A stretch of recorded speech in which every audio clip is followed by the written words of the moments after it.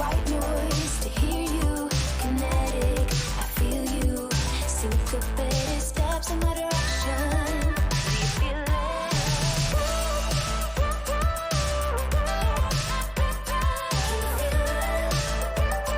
Do you feel it? I can't run away when you know that you love me, boy, you gonna love me. You can never run away when you know that you love me, know that you love me. I can't run away when you know that.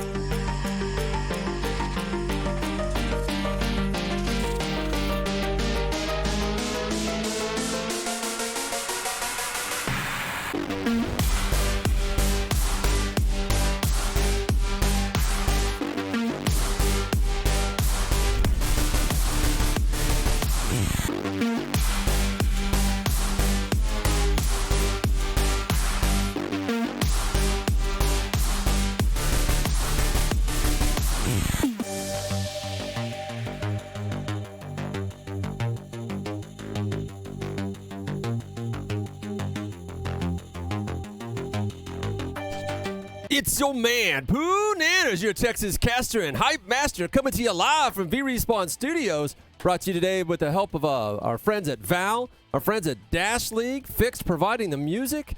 We also have ourselves quite the charity going on here. Vivian, introduce yourself and tell us about who we're helping out today. Sure. Vivian, otherwise known as Control Delete, and we will be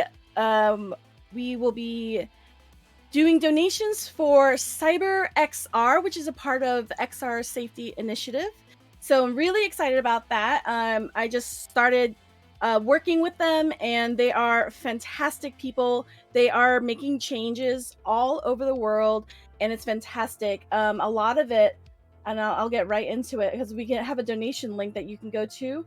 But the CyberXR Coalition was formed to address the global necessity of diversity, equity, and inclusion in the cybersecurity and XR domain. Basically, as we know, the internet goes really fast and laws try and catch up with it. So what we try to do at CyberXR is to make sure that as the internet grows and XR metaverse grows, that it's a safe, inclusive environment for kids in the child initiative, for marginalized people, and just for providing frameworks for organizations to help foster a better environment for all. Yeah, we got to get in there early. We saw what happened in the regular game space when no one tried to grab the bull by the horn, so to speak. And so we're just like, no, metaverse, no. We're gonna jump on this one early, and that's XRSI.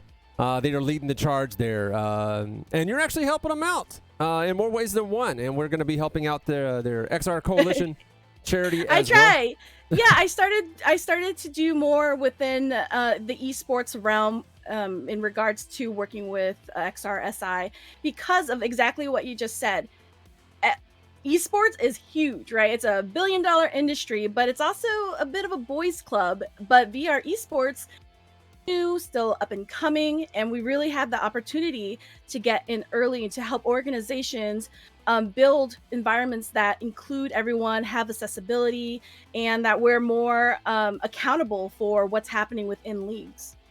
All right. Well, speaking of things that keep people accountable, that would be little teeny tiny brackets. Right now, we have a whole bunch of Killettos playing, if I remember correctly. And our Killettos are going to all compete with each other in a single elimination, very small bracket, in order to see who is the best at Dash League. While I believe most of them don't actually play Dash League all that much. Yes, I would say some of us may have just started, perhaps sometime this week, maybe last night. Not me, but I'm not playing. So, I mean, they said I was too good, I was too OP. They're like, you know what, why don't you just talk about it? So I was like, okay, I can do that. Right? You totally believe me. Well, if anybody's going to do a great job, it's Control Delete, although it may be a little bit flirty, a little bit deleted.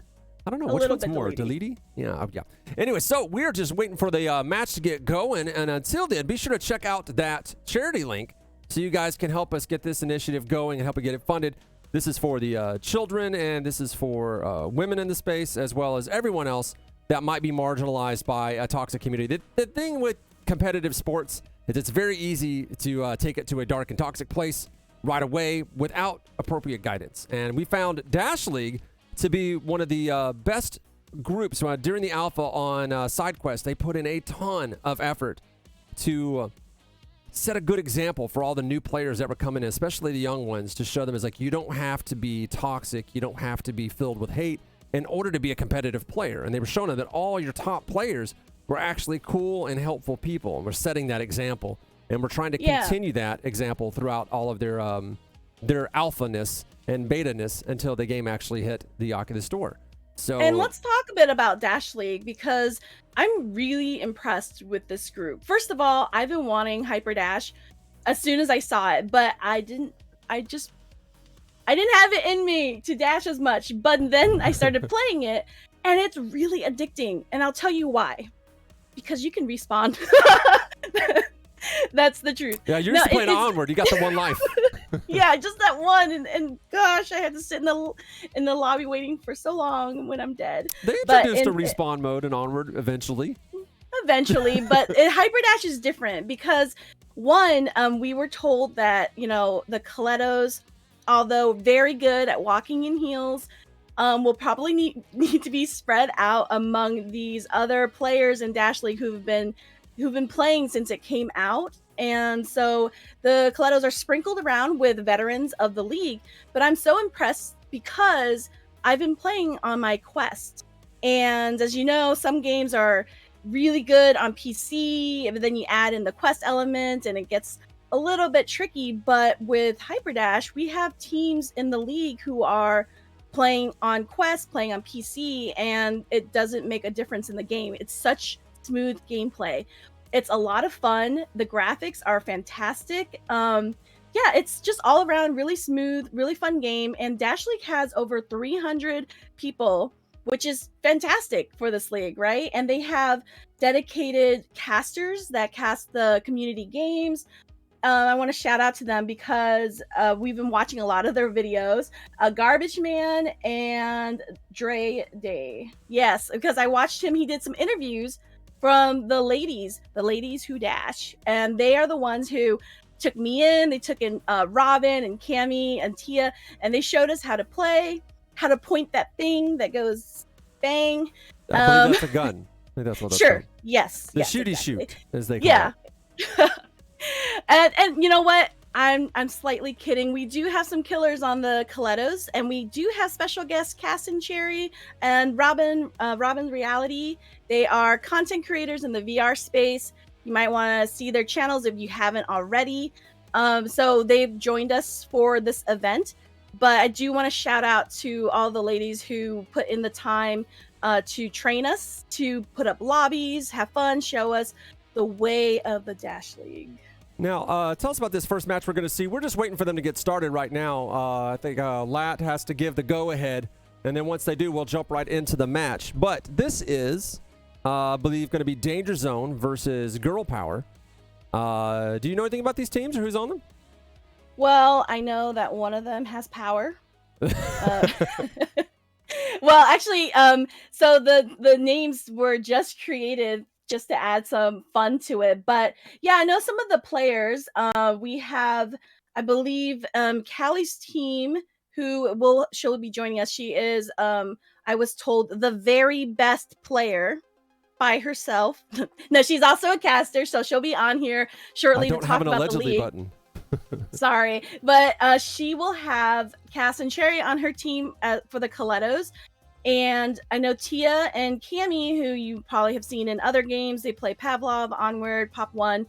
And so they'll be joining in together on a team with Axion, who, can I just point out that we have players who are playing in Australia, it's 4 a.m., and we have players who are playing in Europe, and it's 7 p.m. and 8 p.m. there, in Netherlands and Great Britain. So it's really all over the world. So first of all, shout out to those of you who either stayed up till 4 to play, woke up at 4 to play, whichever it is. Thank you very much. So yeah, the first one we'll be playing is, let me get to this correct map, Waterway, and it will be domination, I believe. So it'll be Callie versus Crash's team.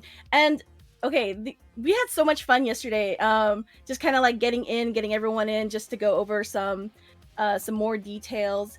We did really good because we played bots on easy, and I just want to point out that I am a toddler now at level 4.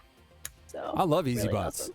Yeah, it's like they easy want bots, to die, and that's all right by me. I mean, yeah, exactly. Killing robots is fun. I mean, granted, in the 90s, I grew up with just an absurd amount of blood spray and body giblets, but I'll take robots. Robots is fun too. Is it Robo Recall? You're like literally ripping the arms off of robots and beating them to death with them. That's the game mechanic. Yeah. But no, I definitely want to encourage people who may be interested in this title or have thought about playing esports to really get into this game, because I had a blast. First of all, when we were training, Robin and I we never played before, or like not to the extent that we were training, and all it was just constant like spawning, respawning, and then just giggles everywhere. It was just hilarious just listening to her shoot me and then giggle as she runs away or dashes away. So just overall, this is really, really fun. So I'm excited to show this off and to highlight this league that has been doing a really good job. Yeah, so Cass and Cherry's team, Danger Zone, they're waiting for their 5th player, and they are having trouble getting that 5th player to show up. So we're just waiting for that to happen right now. Hopefully we can get somebody to get in there and kind of fill that 5th slot if their 5th person doesn't show up. These things happen sometimes. You try to book as many people as you can and hope that you got enough subs, and then people are just like, oh man, there's a pool party today. Well, you know what? That's another thing, is that there's over 350 players in Dash League, of which between 20 and 30 are women. So that's a lot of women for one game, really. But just think about like how many more people we can get in who can represent women in gaming, because it's still a small number. But I mean, I hang out with girls all the time. First, you have to convince her to buy a VR headset. That's step 1. Okay, sure. Sure, and there's a sale right now, so you can get them for... They need a BOGO. Very inexpensive. That's how you get girls to buy stuff. It's always with the BOGOs. Yes, that's how I buy shoes. And how do you buy your hairspray? Oh, I just buy whatever's in the store when I run out. Yeah, that's what I thought. All right, well, let's look at the map here, and shout out to Mike Juliet Live. They're our partners in production, so they'll be running the cams for us today. So here we go. This is going to be domination and waterway. Yeah, I believe so. Yeah, they're fighting over this button in the middle, trying not to No, get there's 3, right? So there's the center one. Yeah, the A, B, and C, as you can see right below the clock. That's going to let us know what the current status is as the clock runs out. A lot of little statuses on the UI, very useful. As you can see, this is going to be a 25-minute match, it appears. Set that clock high. You know what? It goes by so fast, actually. I was like, 25 minutes? 6 minutes was long.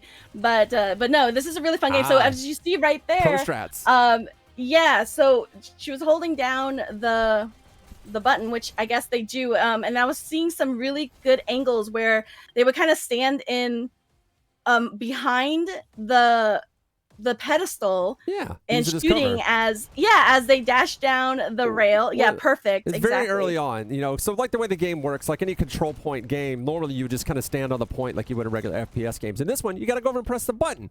But if you hold the button down, someone else can't press it. They're gonna have to kill you first. So it becomes kind of a thing, especially because people can dash in and dash back out. They're like, no, I'm gonna hold this button. You gotta come take it from me.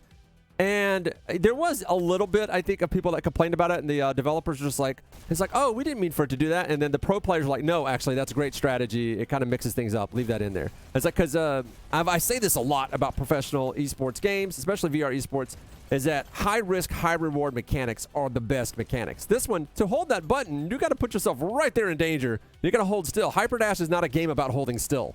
And holding still gets you not toast. at all. and you're watching them, and they're going so fast, and what they're doing is they're switching between teleporting, and then they're either snap turning or turning in their space. So keep in mind, for those of you who come from pancake traditional esports games, Ooh. they are actually moving, and they're not dashing like that in real life, but yeah, they are having to actually use their hands to press down the buttons of the points there. So it's a lot of movement. I mean, it goes really fast, and so you see here where we're getting some first person. I don't see a lot of ducking coming from these guys though. But yeah, you don't have time. You don't have time to see what they're doing here. They're doing a lot of flanking, because you're dashing. You want to get right behind your opponent and kind of catch them off guard. Well, there's a lot of mechanics at play, right? So you're also you're not just trying to flank your opponents. You're not just trying to use cover to your advantage so that you can overtake your opponent or the other team there, but you're also trying to get back into play as quickly as possible, while at this point you're managing 3 different points with only a team of 5. So you're trying to figure out where the other team is going and try to cut them off so that you can maintain control over most of the points, but you're also trying to make sure that you can get back in the field of play. You only spawn with 3 dashes, and the dashes are really how you get around. Otherwise, you just kind of walk excruciatingly slow. Right, and it's you start with 3, and then you want to go and grab a dash power up, and I think it goes up to 5, I believe. Yeah. So it's funny because I'm not used to the limited energy. So I was like, wait, why am I suddenly moving slow? It got really frustrating, but I also know that I totally freeze sometimes, so I'm just sitting there shooting when I should really dash away. It's in the game. It's in the title. That is correct. Yeah. So like as I said, we spawn 3 dashes. You can hold up to 5 dashes. There are pickups that allow you to get them.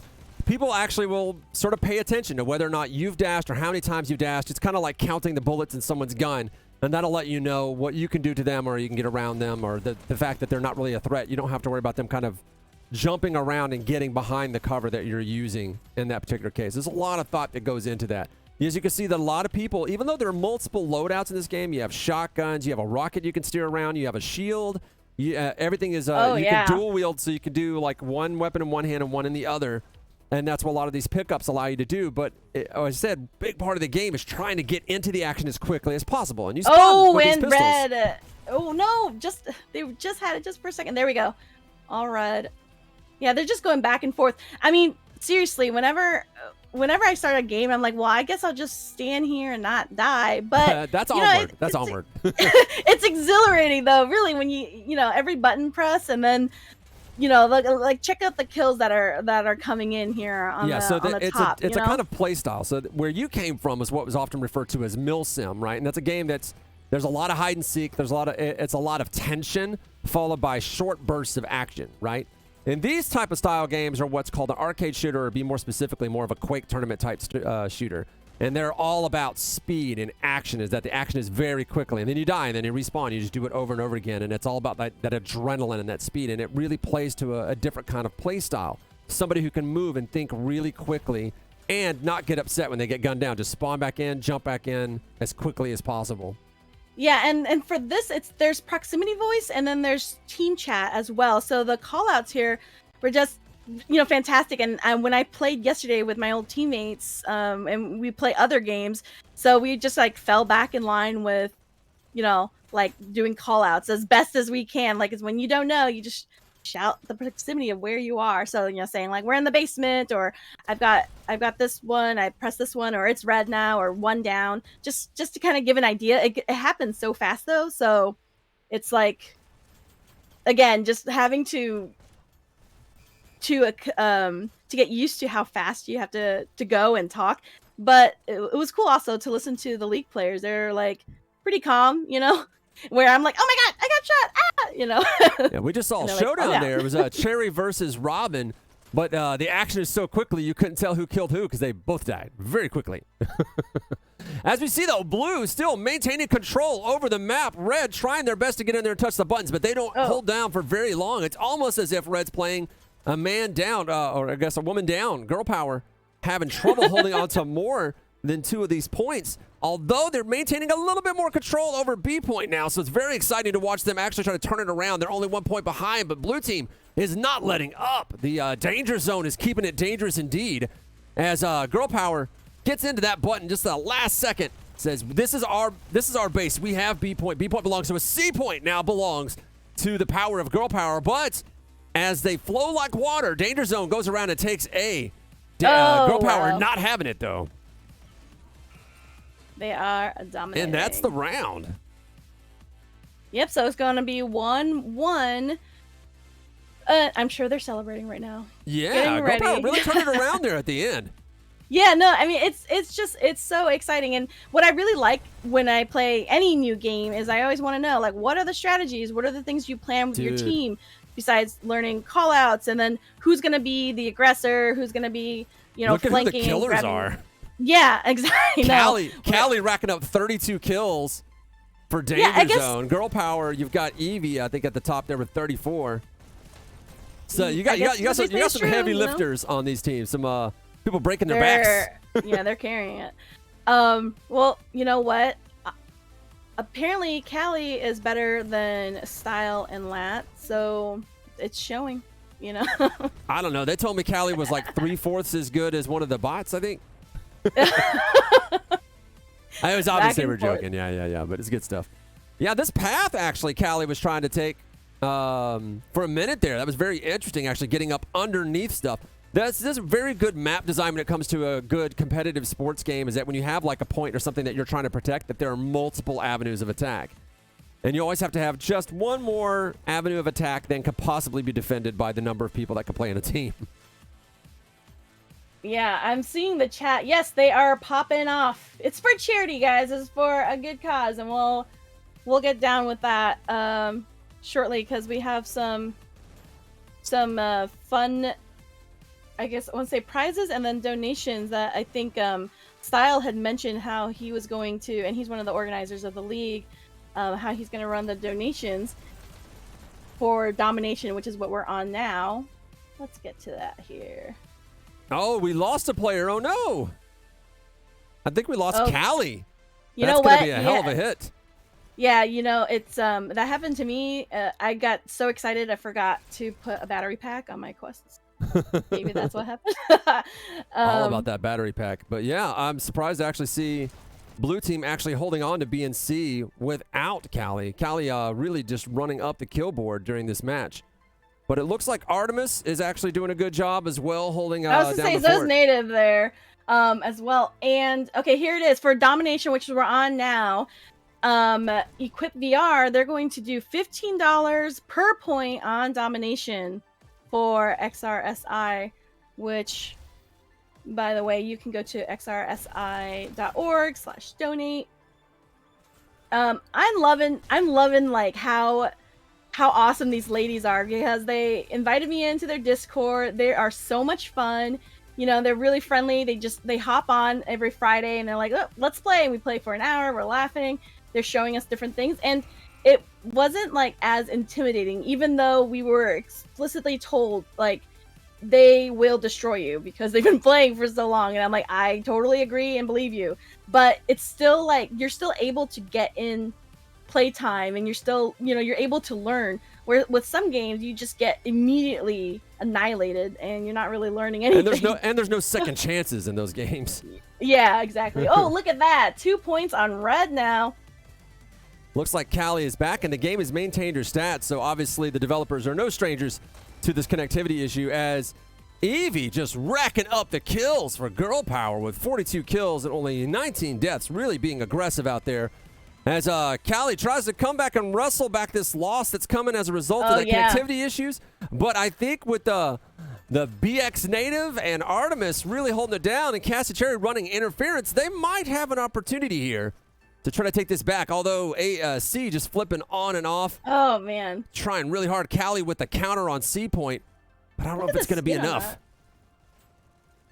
Yeah, I mean, you can see them as they are watching their point. As soon as you press that button, you kind of want to make sure that no one's dashing in, and then you can call it out. See, now they're controlling blue, or I'm sorry, where are they at? Oh, no, not anymore. On C there, but then, of course, you got a red rushing in. Oh, and that, look at that. Oh, 3 points.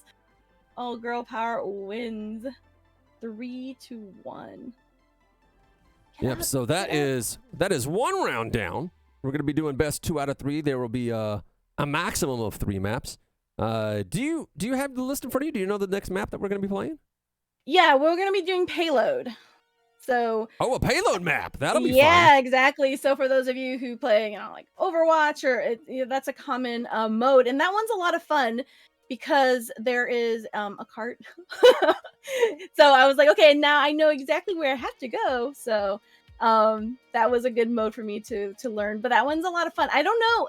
It's interesting because in the league you play domination, and then you play payload, and then control point, which is just the center one, or a tiebreaker. So we're playing it a little bit differently for this tournament with the 4 teams. But I don't know, I just was interested in them playing different modes in a match, because maybe if you're an elite player, you can tell us in the chat if you send in your players who are better on one map or the other, or does everyone like all the maps? It doesn't matter, it's part of the game that you're used to. Some games have different modes in them, so I thought that was interesting that you play all of them. Yeah, of course. Variety of variety. Exactly. Yes. And so the map that we were just watching was Waterway, and we thought it would be a really great way to kind of see, an aerial of the entire map. But I was told that because I was asking about the culture and about how the game developed and how the community affects Lat said it's not payload, it's control point. We're doing control point? Yeah, he said stadium is what we're going to do next. Oh, okay. So stop talking about payloads. Okay, all right, fine. Well, I know I like control, so that's all good there. Okay. Yeah. Yes. Yeah, it's in the name, guys. All right, we're just listening here from people. Yeah, stadium is map. Yeah, so I was asking about the culture and tell us about what's it like in the league and some jokes. So some of the things that I learned were the map colors, or some of the maps are called by their colors, not the title. So I was like, okay, I'm trying to understand what you guys are saying, and so just kind of stuff like that when you come up with the game, and things kind of get built. Yeah, evidently there was a match going, and I guess I missed it during that conversation because I was watching and nothing was getting started, and then I looked up and the match has been going on for 50 seconds because the clock counts up in this particular case. Oh yeah. And they already have 29 and 13 points, and I was like, all right, this point No. system is very different than what we were just watching. So, right. For this one, for those of you who are new, this one is you're going to want to control the button for, I think, 300 seconds. Okay. Yeah, and then if the other team gets it, then your counter just stops for that time. So this one is a lot of fun. So if you can see, the different teams have their own spawn areas that you come out of, and so you're really focused on the center here. But if you look around underneath the rails, there's all these places that you can kind of hide, and you're waiting for the other team to come. And look at them fighting over the button. And this is a really good one. See, we got a shield. We've got a shield player here. That's the move, and you can right really, there. You see somebody touch the button, you gotta get in there and get it. Yeah, they got flanked. But if you got the shield and you can want to hold down, maybe you can crouch down IRL, making you crouch down in the game. I mean, I can already see how the meta evolved for this particular round, and that's where people said, okay, instead of focusing on killing people or staying alive, just literally, if my team doesn't have the button, I just jump in there and touch the button with my dash. Good to go. Yeah. Which is then people started saying, okay, well then I'm going to hold the button down, so your dashing in ain't going to do nothing unless you kill me first. And then it evolves from there. This right here, I loved playing this map because this, first of all, I could just focus on that one area again.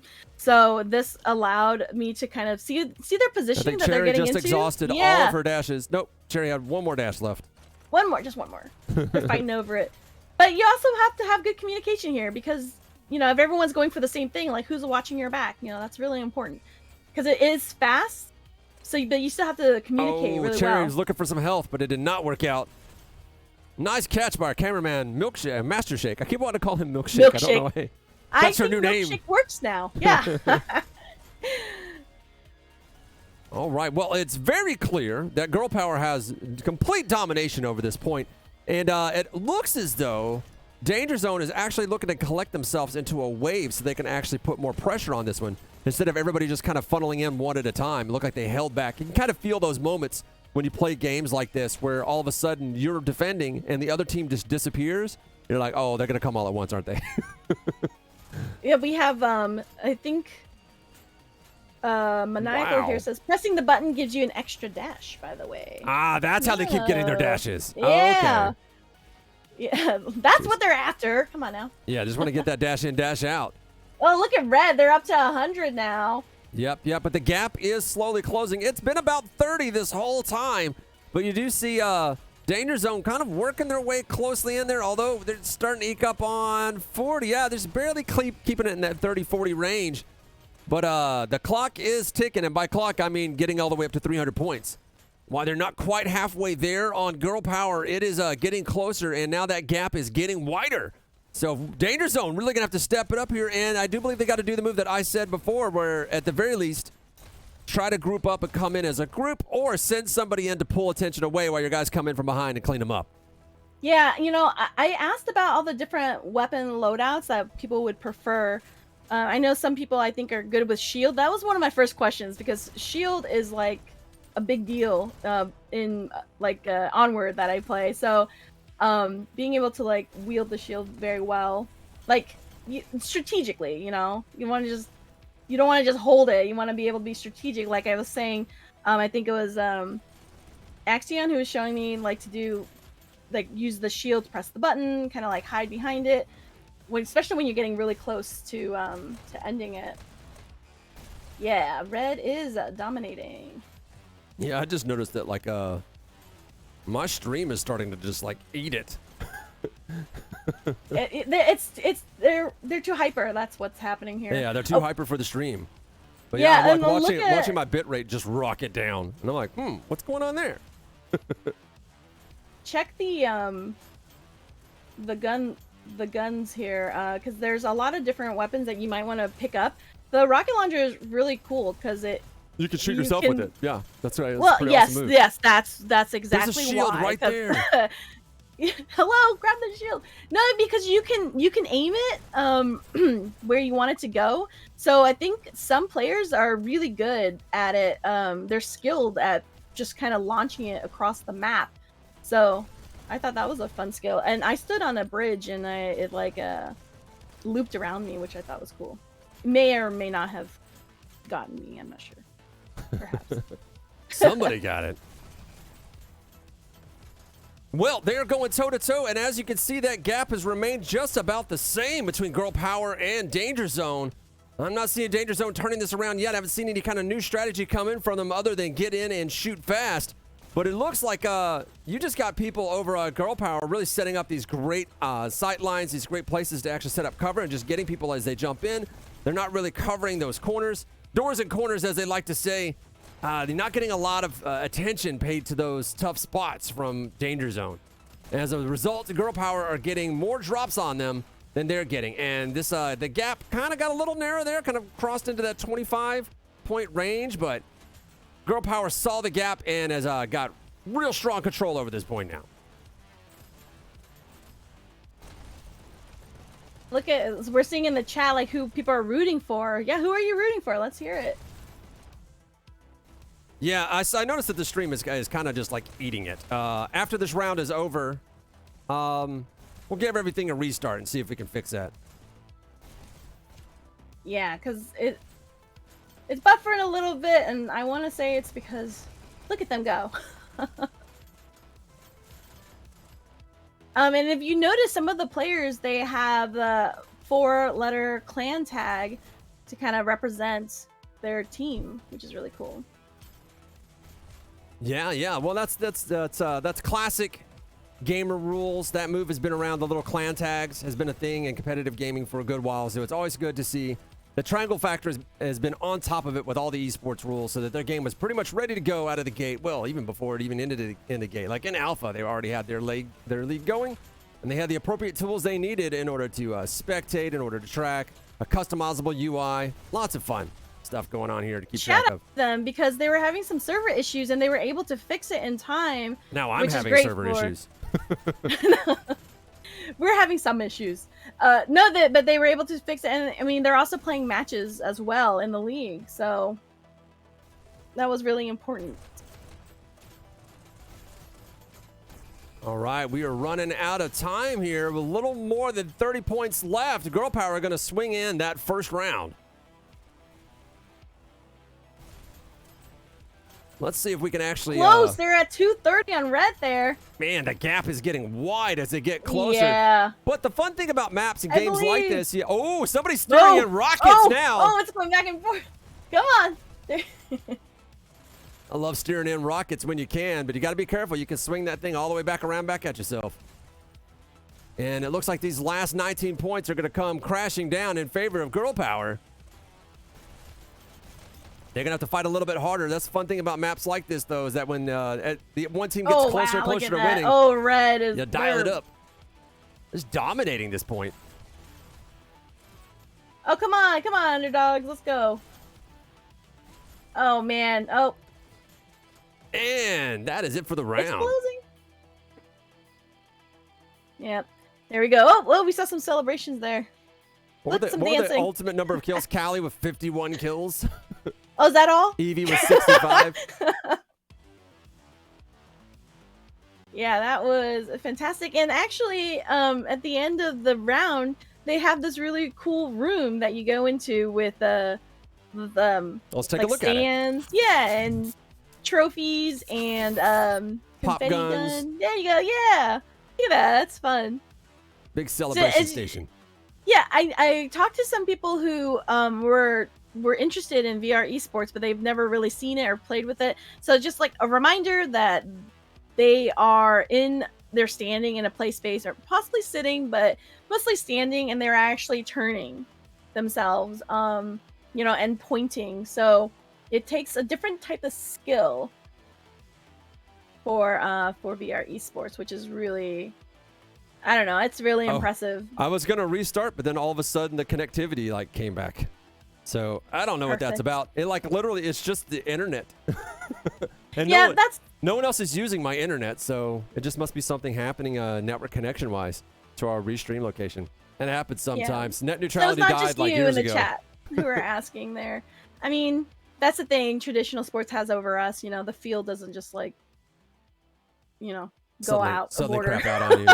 Yeah. Well, maybe a little bit. That's the fun about doing those big events, though. Like when you do the big esports events or doing stuff at DreamHack, for example, is that they literally call Intel, and Intel sets up crazy, super powerful hard lines so that you don't have to worry about this kind of stuff. They're like, no, we're not using Comcast or Verizon for this. It's we got our own line set up. It's powerful. No, wait a minute. Let's look at the scores. Was it girl power for both modes? You know what? Both I rounds? kept these cards on this table so I could write down who the winner was. But yes, I'm pretty sure Girl Power won both of them because Girl Power's been playing on the red team both times. So I believe Girl Power won the first one 3-1, I think was the score. And they were able to win that one as well. So I believe that is both rounds down. And we're going to be getting ready for another one. Let's take a look, see if he's updated. There it is.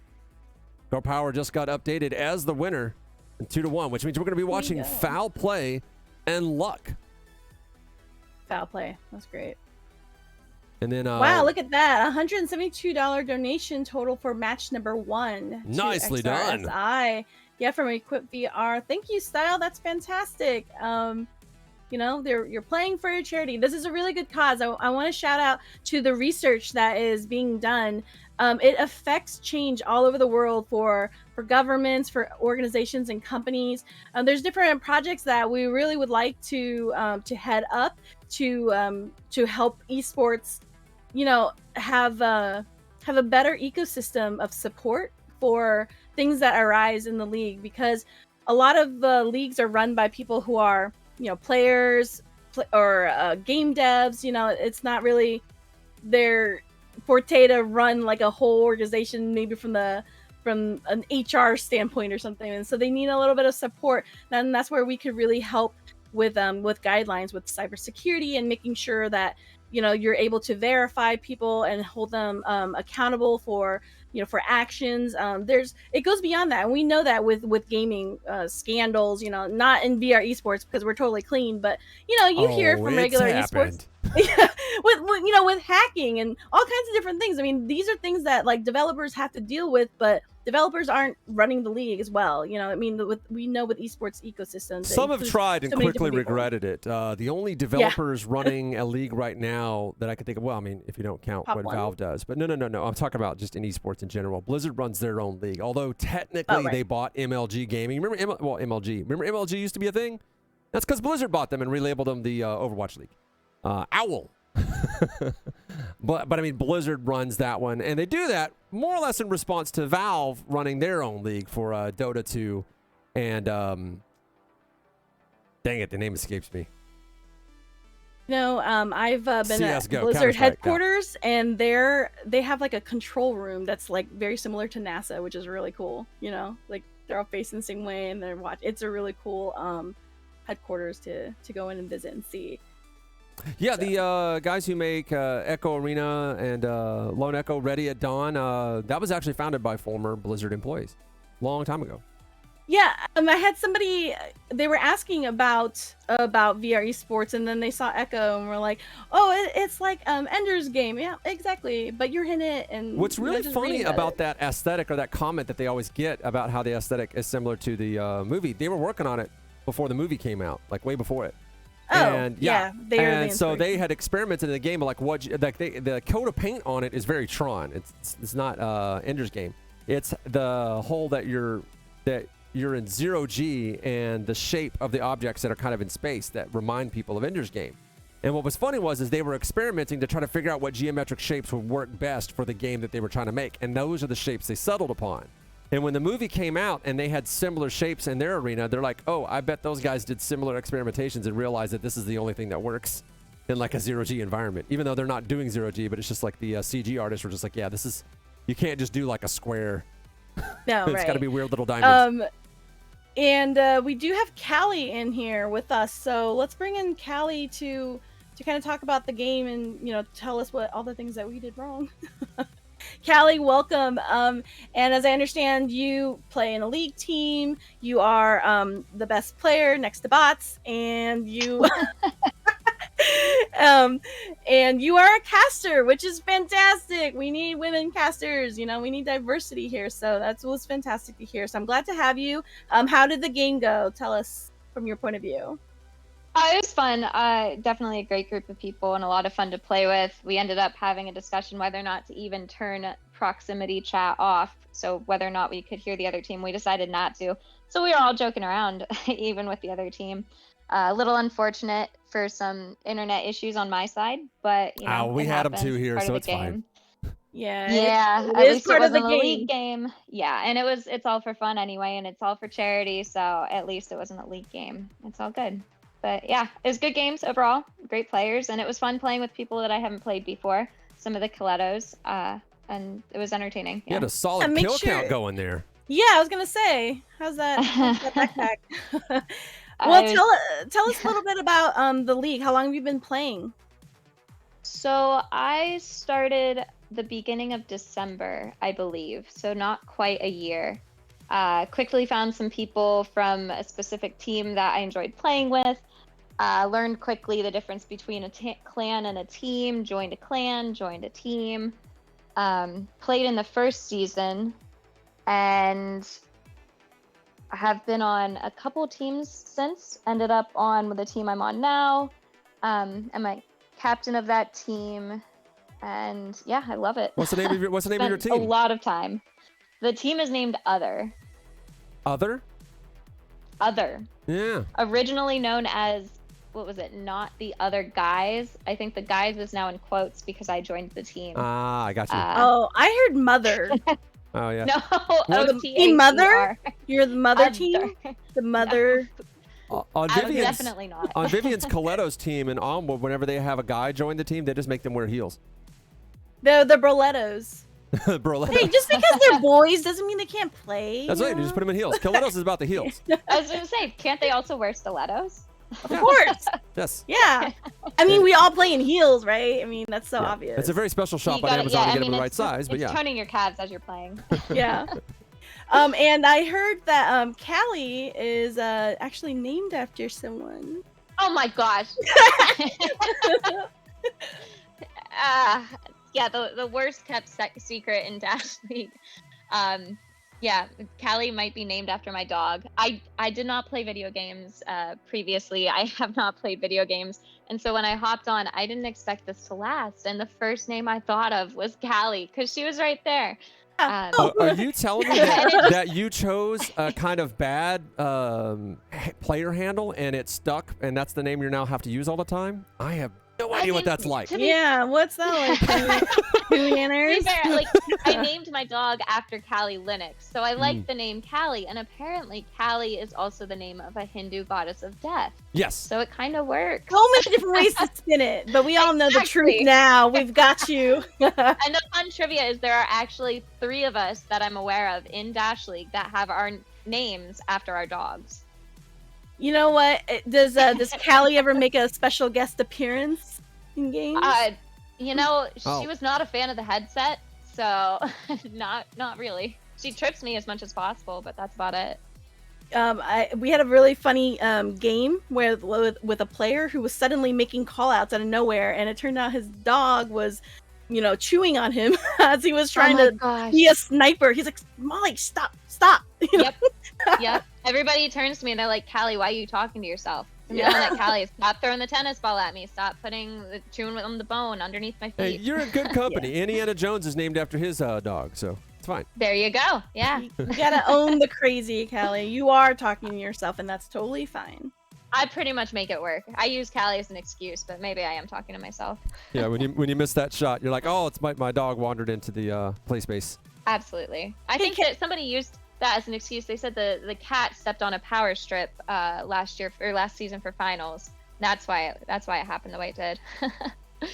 Callie, I was interested in you saying that you didn't think it would stick and you weren't really a gamer. So do you have any words for the people out there who aren't gamers that, how can you convince them to come over and play with us? Yeah, so the main reason I ended up staying was the community. I found people I enjoyed playing with, and they directed me to Discord. I also had never used Discord before, so I had to learn all that. But I joined the Dash League Discord. I found a couple people that I played with online, met them on Discord, talked with them a bit. They pulled me onto their team.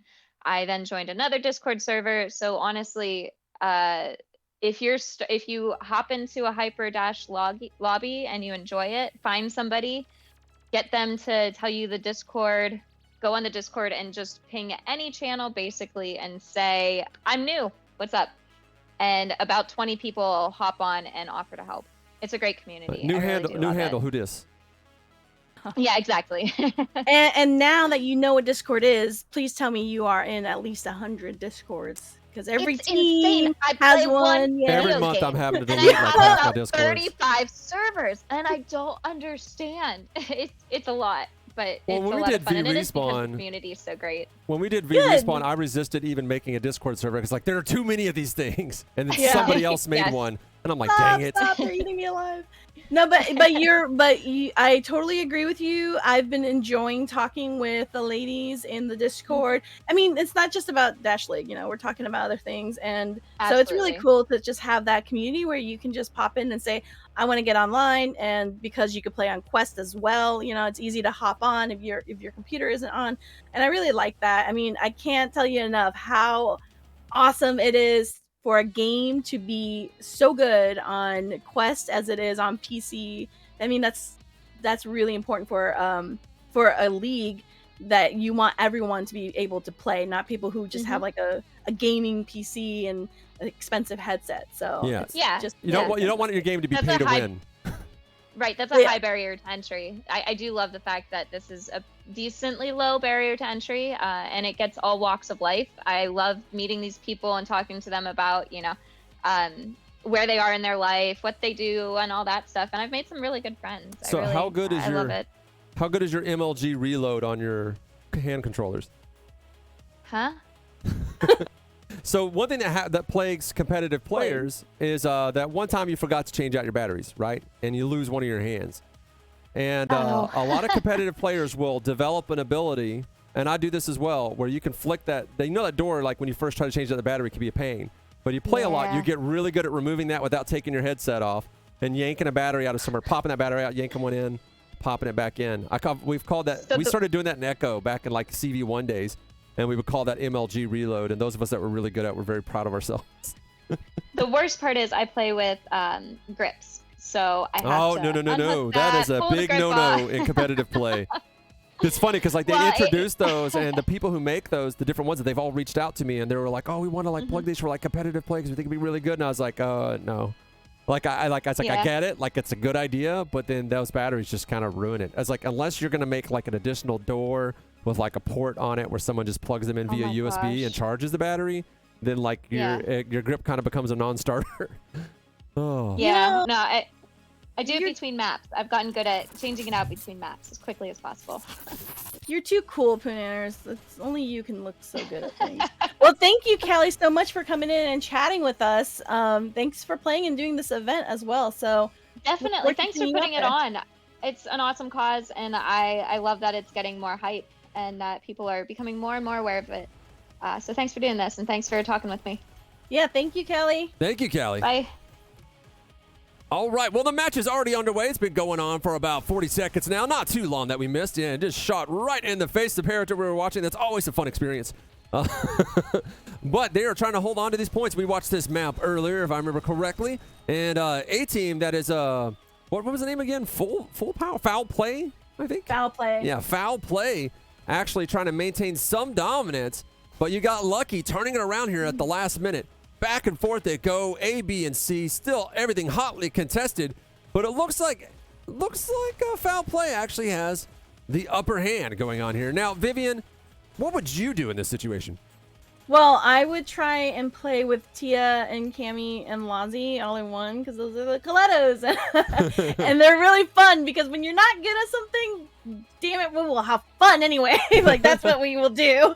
That's the first thing I do. But actually, what I learned a lot from this game was divvying up who is going to do what part, you know. And again, you have to communicate with your team. You want to make sure that you know where everyone is going and what they're doing, who's going to grab the extra dash, and you know where you are heading. Which for this, you know, you've got 3 points to control, so it's really important to do that. And also yesterday, I learned this dash chess thing where, you know, you kind of you make a move and your other person makes a move to try and work on better positioning. Yeah. So. Yeah. And then it's whoever runs out of dashes first loses. But look, if you see that, look at that shot. Did you see how they both ride rails into each other? There's no collision, so it's just whoever got the best of that head-on battle. That was awesome. Now, I'm was watching really Cammy here, sitting here with her 2 kills. Now, I know how good Cammy is at shooting, but it occurs to me that Cammy is used to using both of her hands for aiming. And, like, you know, on one gun. And that means that this is like, if you're used to a solid shooter game where you use both hands to aim, especially if you're using like a gun rig, like a Pro Tube or something like that, this game is going to be a hell of a different change because you're dual wielding here. It's a different way of aiming your weapons. Yeah. And if you're not used to dual wielding guns, like some kind of like gunslinging cowboy, you don't have practice in that. I don't think the skills really translate all that well. You may find yourself trying to aim down one, like using one gun to hold the other gun. Yeah, no, that was definitely something I had to learn. Also, you can change the angles. Again, I don't know how many times I say this. We are actually, you know, you're playing with controllers and you're pointing, so you want to get the right angles for you. And so I got a good tip from one of the players who said that she knows onward players that play and that they prefer a 15-degree angle is what she said was a sweet spot. So that was fun trying to like fix on what angle would be best. And then like the way that you point and look at the reload time. I mean, you really have to manage your loadouts a lot more here because you're going so fast. Oh, you see, look at that person that just jumped off. Yeah, that's some of the fun experiments that happened in 2016 and 2017 that really helped save a lot of us a headache. And I believe that was hot dogs, horseshoes, and hand grenades that pioneered the idea of changing the angle for your gun. Now, that was a necessity because of the difference between the Vive and the Touch controllers. But as people started using different things like Pro Tubes and other controllers hit the market like the Knuckles, that it was just even more important to be able to control your angle, positioning for where your gun ends up going. And some sort of implementation that is now basically required, or you're just going to get harangued by competitive players saying, yeah, fix this, please. And if you look at Tia here, they have the high spot, so, and they just countered So let's see. Oh, nope. Control in the middle. Oh, and they're fighting for it. Let's see who gets it. I don't know. This seems really good back and forth. I'm seeing some really good moves here. Ooh. Yep, they're doing their best to maintain though. control. You see Blue's really starting to turn it around here. I don't know how much this is going to help them. There's not really a, that's what we're looking for, some kind of a progress meter to let you know exactly what's happening in order to get to the end of this round. Because it's not really related to the clock, it appears. There's no progress bar that I can see. So I have no idea how you can tell who's winning other than who is getting all the kills. And we're seeing that lots of kills coming in from foul play. Foul play indeed. You see, we've got a shielder. Oh, we got a here. shield rider. Yeah. Look at how cool that looks. And fun. Yep, and they just died. It was cool for some time. Hey. The coolest looking things you can do in any video game, usually you die right after that. Yeah, and just check the. Ooh, someone splashed down. They're just going swimming, and that does. There's no friendly fire, but that will cause you to die, and you have to respawn if you fall. Yeah, robots can't swim. It's a little known apparently. fact. Nice on the rails. Kamikaze actually just yoinking past that move. You're able to collide it to each other on the rail, and just basically who can shoot each other dead first. And Kami just uses their dash to get around that problem. And we have a camera person, and actually, the players could see the drone camera. So I like being in matches sometimes, and you see people waving at the drone. Hello, me on camera. Hello, mom. They're mouthing. Yeah, that stuff's actually pretty funny. We made sure that we told Master Shake they can see the drone, so try not to put it like right in their face, because it will distract them. Well, you can turn it off too, which is a really cool mechanic overall. I mean, depending on which games you watch, this is just this is all native to the game. I know that in the league, the casters, they've rigged it up and they've have like a different display, show it different ways. But you can customize the UI. So yeah, but look at how good it is out the gate. I mean, this is a big thing for developers who are committed to making sure that their game can be played and Axion getting shout outs from several people in the chat, and Axion really just nailing it with the number of kills, the highest number of kills in that round. I believe that's why they were highlighted. and Axion may I say it's right and early because he's in Australia. Ooh. It's funny. Somebody in the chat, they're like, "Oh, you could tell by the points right beside the clock, right?" And I was like, "Well, no, that's like after a round ends, you get a point." But you're making shout outs with the kills. A shout out to the people who may not have the highest kills, but do a lot for the team. Kami's been sitting on 4 kills for a while. Kami's got to step it up. For some of us, yeah, but maybe she's telling jokes and keeping morale up. That's just as important. I'm making a case for myself. So. Kill something, Kami. If I was Kami, if I'm not getting kills with those pistols, I'm running around and I'm grabbing a rocket launcher or a shotgun and a shield. I was like, you know what? If I can't kill people and make myself like running up the kill count, I'm at least going to get some kills, and they're going to be devastating. Oh, there she goes. And you can remap the buttons here so that you can decide if you want to be able to pick up a weapon with a button, or how you're going to handle the dashes. And again, like you were saying, people with different controllers, it feels different. So nice. I know that Tia played with the Vive wands and then switched over to the Index ones. So kind of just whatever works best for you. I've only been playing this on the Quest, and it's been playing so well. That's all you got to do now. It's all about playing incredible. on the Quest. It's incredible. Oh, and here's Lazi, who, Miracle, she joined last minute. I've been playing Onward with her for years now, and she's in the UK, and she's been out of commission in VR, but then she's like, oh, let's play Onward, and then I'm like, you know what? How about Hyperdash? So shout out to her for joining last minute for the Killettos. All right, well, we have ourselves quite the fight going on here as blue team is trying to turn it around. Red team really fighting for their life to try to get these points up, and it looks like the second point is probably going to end up belonging to luck. All the luck indeed. Even though Axion running up the kills on foul play, it does not seem to be translating into wins. Ooh. Oh, though that was fast. That was a fast counter from Tia. Luck is having none of it. Luck is playing the point. Oh, they're holding it down. They're holding it down. And look at what, yeah, look what Artemis is doing. Yeah, this is one of the main tenets of any game that has an objective, and we say this all the time. It's like, don't focus on kills, focus on the objective. It was one of my favorite things to abuse early days as an esports player myself, is that I would be just really annoying. And so the players would want to focus on trying to kill me and thus would forget about the objective and lose. Yeah, you have to keep your eyes on the prize. And we have Maniacal in the chat here saying, I noticed how the newer players actually press down the button while all the experienced ones will slide their hand across, which probably looks cooler, sliding it.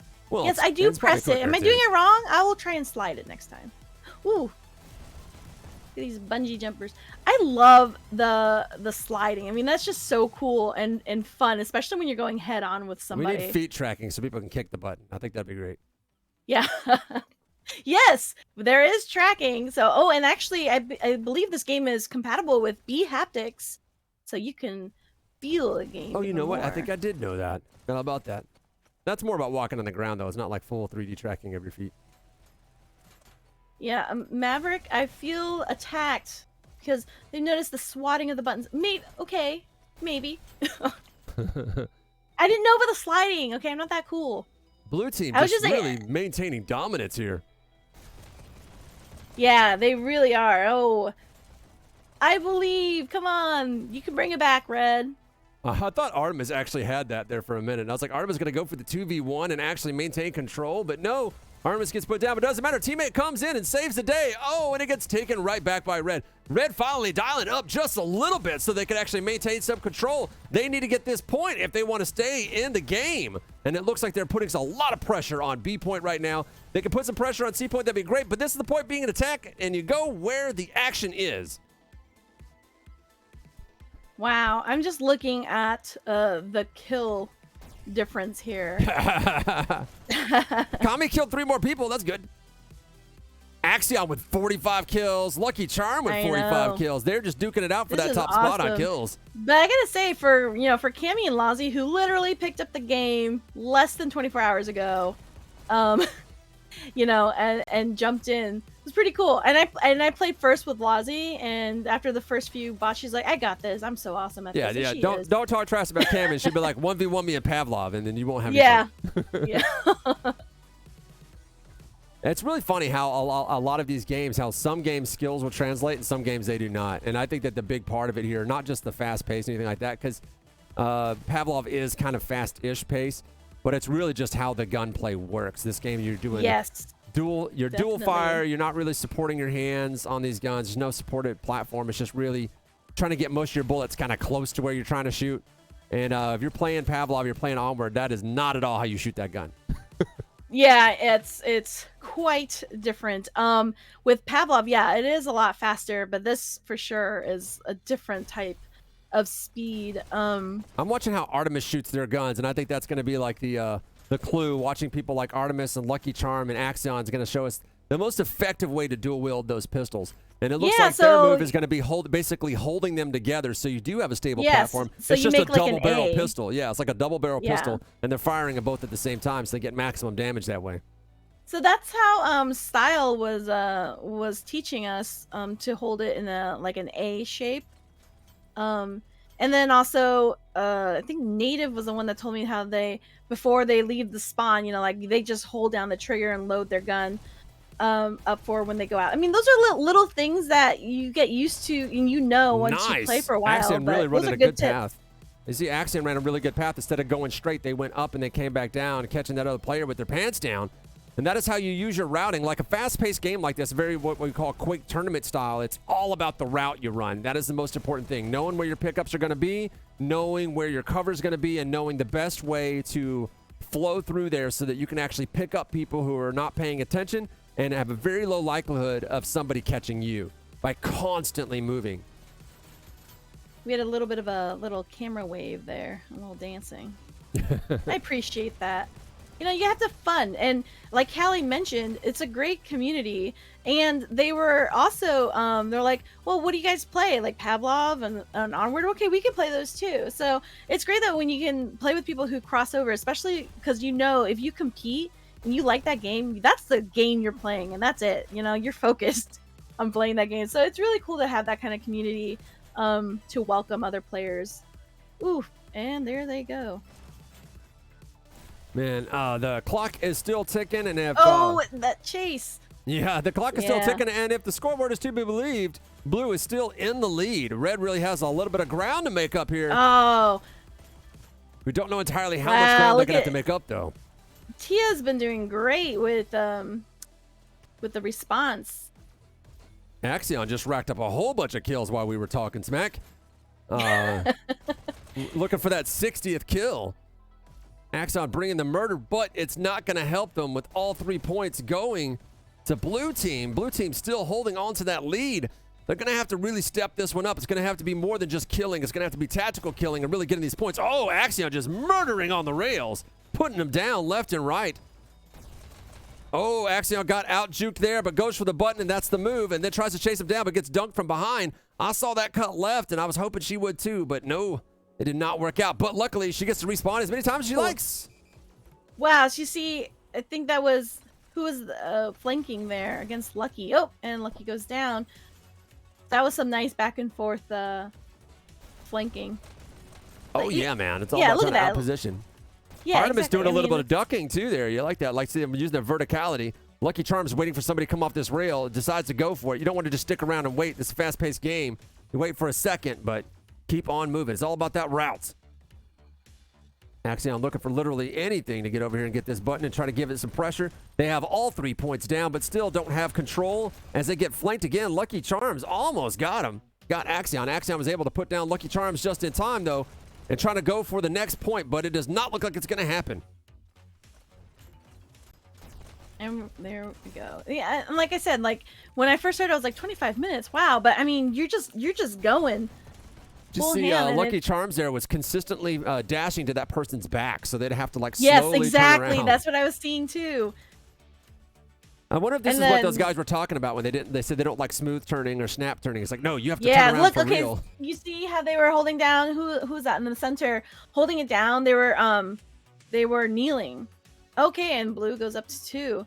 Yeah, they were holding it down and kneeling, and then they had a teammate, flanking behind them to attack anyone coming up while they were holding down the button, which is again just great teamwork.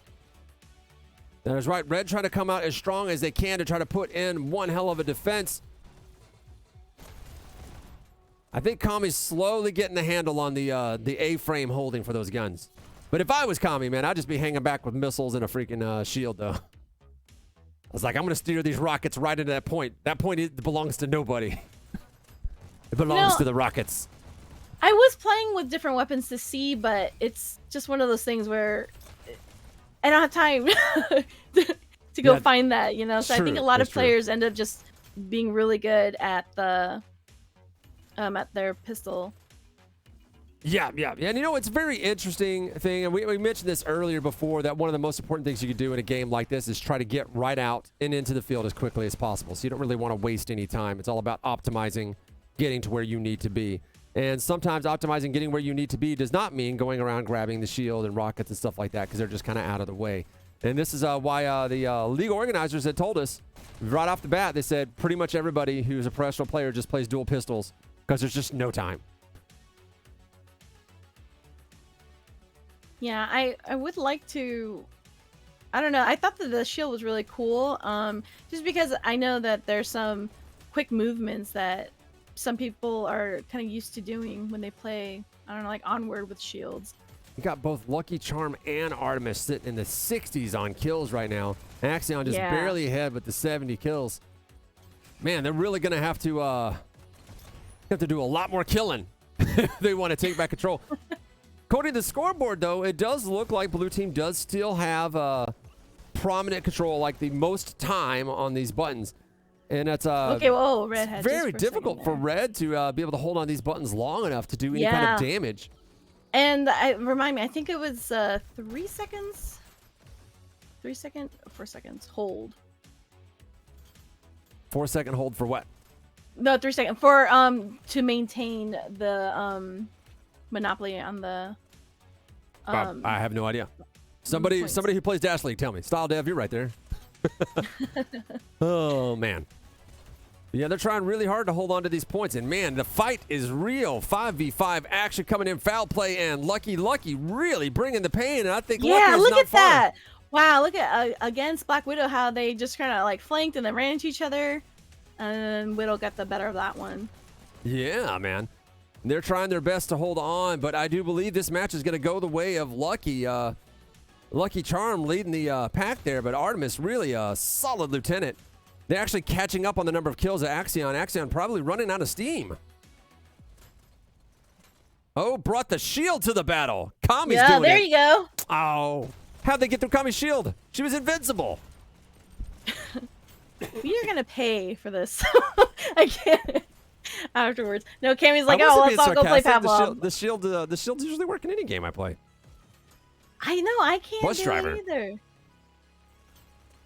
Got to shoot around it. Yeah, I do. I love my bus drivers in Onward, man. I'm all about that life. All right, looks like they're looking for just a few more easy kills. Wow. While they work their way towards the end. Teach me your ways. He's like, my way is that I always eat my Lucky Charms. There you go. No, I mean, it's so cool to see. I mean, we already knew going in that how it would play out, but I mean, you're learning so much from the league players, and you're maybe not keeping up with the kills, but you're still in the game, which is great. You know, you can really like learn a lot. But I love watching their technique and where they dash to, like their favorite spots. I imagine Great with the speed of this positioning game that it's got to be quite physical. Wow, what was your water intake playing this game? You know, it wasn't as bad as as like say Echo, but I don't know what is. Yeah, Echo's very physical. In but my I experience, definitely- the game that was more physical than Echo Arena was early days Sprint Vector. I was gonna say Sprint Vector, Yeah. probably. Sprint Vector was a heart attack. Yeah, no, but this was more. I mean, okay, I get motion sickness just you know from treatment and everything, but this surprisingly wasn't as bad as I thought. Just because, as you see here, when we're following someone's POV, you know, they're moving so fast, they're dashing around, but it wasn't so bad. It's a pretty actually. much solved problem. I mean, a lot of people early days, 2016, 2017, really figured out the mechanics of what was causing simulator sickness. And it's now like just best practices. People pretty much know what causes it and how to avoid it. It's very nice. Oh. Cammy and Tia, at least with the answer back. They're trying. They're staying in. And Meg just getting put down very, very quickly. Don't know how Oh, quickly ew. these heels pull off. Oh, Wow, these they're- last minute counters. Oh no, Oh, Blue. that wasn't Blue's gonna got happen. it. Oh no, Axion does counter back. That 2v1 is always not a pleasant situation, especially if you don't have a shotgun or something to really decide those moments up close. Granted, they see you got that. They're going to do what any intelligent person does when it's pistols versus shotguns, and that is keep their distance. Maybe in this case, that's what you want, though. You want a weapon that makes them want to keep their distance. Yeah, I like. Artemis the, is like trying to position decide here. between that shield and the button. Yeah. Should I? I love that about VR, too, is that you can really see where a person's body language is, like what it is they're looking at. Oh, look at that. That was a fantastic flank. Poor Tia. Yeah. Can you smell that? Right? Is that what Brett says? All right. So, yeah, we got Black Widow here looking for anything to shoot at. Red's just sitting here covering A point while B and C just fall before the might of the Luck team. God, look at the kills racking up. Yep. Axion's still holding on to that first place in kills. But, you know, that gap has been narrowing slowly but surely as the clock ticks down and Blue team just still holding on to a strong lead. A little back and forth here as they try to get literally any kind of control. Foul play, just looking for an opportunity of anything other than A point. And they're able to maintain control there, but trying to take B point where everybody is coming right here in the middle. You Yeah, get we four got a people on the minute point. left. Oh boy. Oh, they are charging in hard. And Blue. Red team's going for it. no. But it's not going to be enough. Not if they don't hold on to the point now. And C point has fallen before the might of Team Luck. But 40 seconds to go. That might just be all that she wrote. Cameraman finding us these nice aerial views. Kamikaze going and touching the button right before getting killed, I'm assuming. No, Kamikaze's still alive. Kamikaze actually doing a lot of work there, holding on to the objective, while the rest of her team actually cleans them up. But C point still eventually goes down. A point being the only one they have control of now, and it just got wrested from them as B goes to foul play. Man, hell of a fight. These guys going back and forth. As you said, it's a very fast game. We got 15 seconds. Let's go. Let's go indeed. It's almost like you need more players. Yeah, and I believe the rosters are up to, you can have 12 rostered on a team in the league, which is crazy. Oh, and look at that. There you go. Luck pulling it out. Look at those kills. My goodness. In the 80s. Really even Axion with 98. My goodness. It was funny. The two actually showed up well before the clock finished. I was like, well, what is that all about? Oh, here we go. Here's the party. Celebration party. Yeah, and we unfortunately can't hear them from the caster POV, but just as someone who's experienced being in the lobby, I like that we're number two. The we're number two hands I get to wear. Yeah, number two. No, that's peace. It's only on the second place team. Only the second place team gets those. Well, that explains why I have so many foam fingers. Yeah. We're number two. It's good stuff, man. It's a very fun and polite game of robot smashing. Yes, very polite. Tea and crumpets. But no, that was fantastic. And again, those players, I know Tia and Cammy and Lazi just picked up the game yesterday. So it's really cool to see them. Because the thing is that a lot of players or a lot of people who play VR or content creators don't really want to compete unless everyone is an amateur. Well, yeah, because in order to be a competitive player, you have to dedicate a lot of time to the game. And time spent dedicated to one game is time spent not making content. Exactly. So, I mean, and that, of course, makes sense. But that's what I really love about being able to call on the Killettos, because even if they don't play the game, they still have, that love for competition, and they're gonna go as hard as they can, and so that's a good shout out to them, and just a big thank you for all of them for making the time to play in this charity event. And it's all in good fun. And again, thank you to Dash League. They really helped us out a lot with organizing, getting people involved. It's always good to see donations. Our friends too, like Robin's Real and Cass and Cherry. Always fun to see those friends. Yeah, and Cass and Cherry, I mean, they create so much content. They do. And I know that they've played, I asked them because I know that they played with Mateo when they ran some, content creator lobbies. And so I was like, okay, I saw you guys have it. I know you play it. I remember the last Oculus Connect after party we had. Reality Check walked Cass and Cherry up to me because I don't know, maybe they were like too intimidated to talk to me and ask if they could come to the after party. And I was like, no, we're big fans of Cass and Cherry. Of course you could come to the party. Oh yeah, they are fantastic. They're so fun. I don't know if you watch the videos, and I love hanging out in their Discord with their community. But yeah, they make me laugh a lot. I'm not a big Discord guy. No, they I don't know if you caught it, but Cass proposed to Cherry, and they did a whole oh, I didn't know that. A whole video on it, and it was just so adorable. I missed that. Cute. Yeah, I recommend you go look it up. It was VR themed, and of course, naturally, yeah. So thank you to them for making the time to be honorary Killettos for this event. So we do have let's see. What do we have? Okay, so if foul play can pull through, I think for this, then we'll have a 1-1. Yeah, but it's not looking like foul play is going to do that again. They are falling behind. Not as bad as the spread we saw between Girl Power and Danger Zone, but spread still, and it's a mountain to climb. And it's starting to sit. There's about 20 points difference as opposed to the 30 to 40 that we had previously on this map. So they're going to have to really step it up. It looks like Axion not quite getting the amount of kills she likes to get, but I do think Axion will step it up here in a little bit, being the murder machine that she is. M-Ski and Artemis actually doing a lot of killing right now, as opposed to Lucky Charm doing as much as they did last time. Kami, I'm hoping that Kami, this new map style, maybe we'll see Kami doing more damage this time around. Now things are more concentrated in one zone.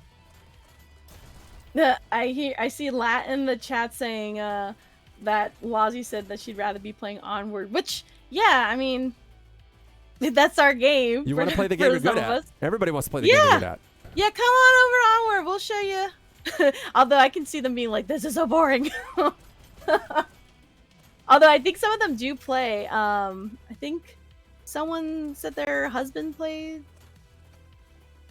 for like one of the OG players, so. That's right. Which one of these buttons is Dash League? Is it this one? Nope, that's not it. I think it's this one. There you go. Yeah, somebody said big shout out to Dash League, and I was like, definitely big shout out to Dash League. Check them out. Is it dashleague.games? I didn't realize that was the domain they had. Yeah, dashleague.games and then dashleague.fun for the Discord if you want to join their Discord server. Man, I'm an old man. Domain names have gotten weird. For a minute there was like all just GG, and then apparently game and games is one too. Okay, so clarification. I just want to say clarification on the last round that it's 5 seconds to hold all 3 points for to score that point there. Ah, that's how you get it without the clock. If you just hold off all points for 5 seconds, which evidently is very hard to do. Yeah, I know. I remember whatever it was that they said. I was like, really? That's it? But yeah, it goes so fast. So Artemis really stepping up the number of kills. Axion not really climbing the kill board right now. It's kind of evenly spread amongst everybody over on Foul Play. Foul Play still sitting about 30 points behind, and they really need to step it up. This gap is starting to widen, and they got to bring a little bit more pressure. Hold down that button, put down some death. Artemis constantly moving around. As you can see from that first-person view, Artemis is just squirrely, making that person a very difficult target to hit, and thus a very dangerous person on this button as they jump down there, grab that dash, jump back out, turn around, shoot at the person, try to get that button, jump back in, rinse and repeat over and over again. Axion actually having trouble making these shots. You can see from this first-person view, getting a couple shots there, but I think they normally enjoy a much better accuracy, so it's not quite working out for them. It's going to take them a little bit of time to adjust to the way that they're shooting now, I guess, in order to start climbing those kill leads again. Look at that first person there. You see how they're holding the guns. Yeah, that's right. In that A shape you're talking about. Black Widow really stepping up the kills over on Foul Play right now, carrying the team there. Artemis still doing most of the damage over on Luck. And that point gap is just getting a teensy bit wider, and is not something you want to see if you're on Foul Play. They got the point right now, but I figured he'd have stayed there, or she'd have stayed there. It's all women right now, right? Yeah. Okay. I was just double checking. Oh, I know we were talking about subbing somebody in for a while. Oh, yeah, no, I'm sorry. I was like, yeah, that was the event. No, Tia is an original Killetto. Mm-hmm. The OG Killetto. But again, just because they're boys doesn't mean they can't play. Just gotta wear heels when you play. That's the rules. Yeah. We're all about pink and high heels over here at VRespawn and the Hive and Killettos. That's just like literally it's our thing. And and we don't apologize for it. We Why would do you? like the pink. Yeah, why would you? Pink is awesome. No, yes it is. I like the pink that kind of burns your eyes. I always feel like it's so pink that like, if it was a little bit more red, then it would be red. I like it when it stops right before that point. Yeah, I'm always asking game devs. I'm like, I'm sure you didn't mean red. I'm sure you meant pink. Hot, burn your eyes pink. That's what I'm talking about. That's what I like. There they go. Look at them running for it. That's right. Well, and just these shields just sitting there out there like, don't you want to give up a gun for a shield? And all the players are like, yeah, I'm gonna go with the no. Can you accidentally have 2 shields? I forgot. I don't know, but it would be hilarious. If I was a developer for this game, I would totally make it so you could have 2 shields. Just turtle in on the point. I'm just a man. 3 people. Look at those 3 of them on there. They want it. They're at 239, 240. Yeah, they got that 40-point lead now, man. It's a very difficult hill to climb if they want to win this one. Oh. And after this round, that'll be the best of 3 over and done. And we'll be into our finals match shortly. If only Axion could just kill way more people. Oh, Putting a lot on Axion right now. Ozzy. Yeah. But it looks like Artemis and Ski and Lucky Charm really doing a lot of evenly shared damage, sharing a lot of those kills between each other. And that's what's making this really difficult. As we saw earlier, we were watching Artemis play. Lots of zipping around, lots of difficulty to get shot at there. Artemis loses it, but it doesn't matter. Another teammate comes in, double tapping on the buttons. Tigra. Drumming it. Yeah. That right there. That's right out of Onward play. That's Yeah, how there you do you it. go. You drum that. Yeah. It's all about entertainment here with the Killettos. It's like you want to That win, but you gotta look. murder. That's us. That's right. The Killettos motto is definitely murder. But the thing is that you want to win, but you want to look good while you're doing it. Otherwise, what's the point? Yeah. Well, you always want to look good just in case. Yeah. But you have guys that are just like, I just want to win for any reason, at any cost. I don't care what I look like. And you're like, no. You got to look cool too. Yeah, I mean that's why I started the Killettos. I mean, yeah, I'm competitive, and of course we want to win. But for me, it was more like I work with women, in my day job. I love my girlfriends, so I want to have that in gaming as well. And I like to play, with my female friends. We just have a lot of fun. So it's really fun first for us, for the most of us. Yeah, it's like a VR version of girls' night, right? Yeah, absolutely. Sometimes you just want to hang out with the girls. I know what that's Wow. like. I'm usually one of the There only we guys that go. hangs out with the girls. Yeah, because you have the hair. Your hair's I got growing 5 sisters. It's just, I just talk to girls better. Look at that. 300 on luck. They do have all the Just luck. putting down the So- murder over there on luck. I don't know. That was luck, man. That actually looked a lot like skill. They should probably change their name to skill, I think. Nice. That was good. I'm going to be here all night, guys. I am Exactly. Poonanners. This is Control Third Lead. Yeah. You can follow us at Twitter or not. It's not like I have anything important to say. I just post occasional pictures of my daughter doing something silly. But yeah, give us a follow. Whenever we have like after parties or any kind of things, or if I have equipment to give away, I will post it on my Twitter. And it's usually like the one person who hits me up in the DM first that gets it. Like I don't like stage contests or anything. So that's one reason. And if you like our VRespawn style, you can click the link in our Twitch about panels there and pick up one of your own VRespawn Except for this shirt. jerseys. You have to hit me up on or Twitter. that one. Yeah, this is Luigi as Freddie Mercury. I love this artist that makes this stuff. I told him I'd start pimping his gear. But his secrets. He's like, you got to follow me on Twitter, and then you got to like start like a tweet, like clipping out the show and be like, I need that shirt. Where is that shirt? And if it gets enough attention that I bother to see it on my phone, I will literally tag the person who makes this, and then you can get your very own. If not, then I will be the one that has one, and I will just lord it over you.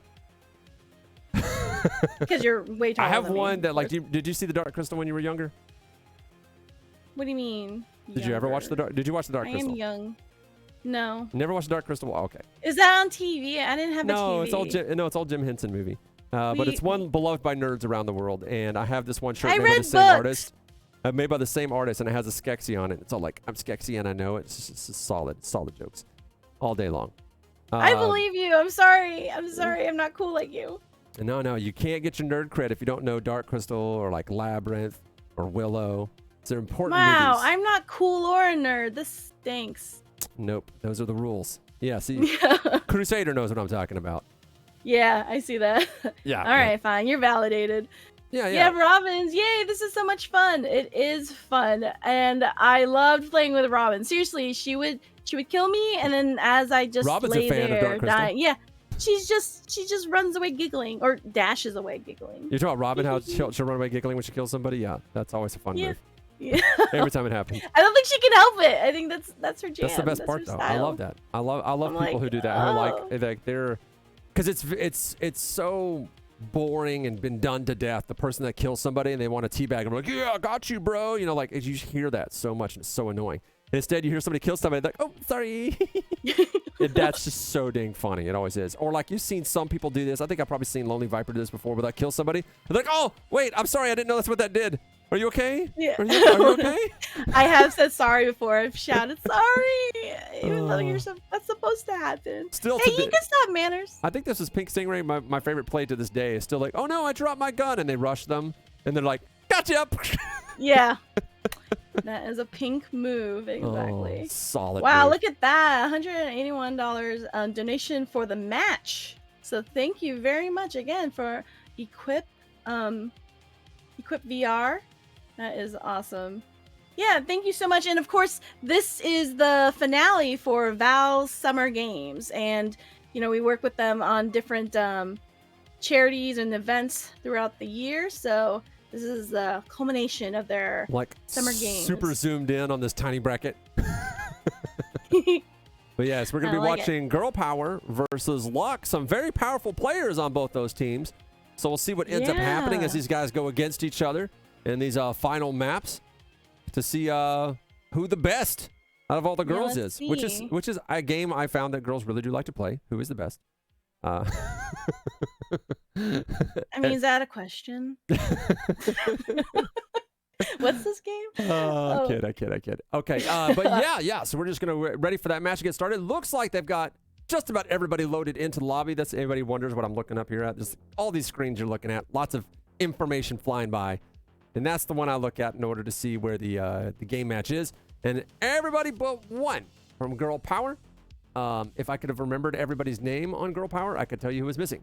I can't remember his name, so I don't know who's missing. But someone's missing. We get that last person in there, and then we'll be ready to go. Right now, they're just having fun playing around with the drone pilot.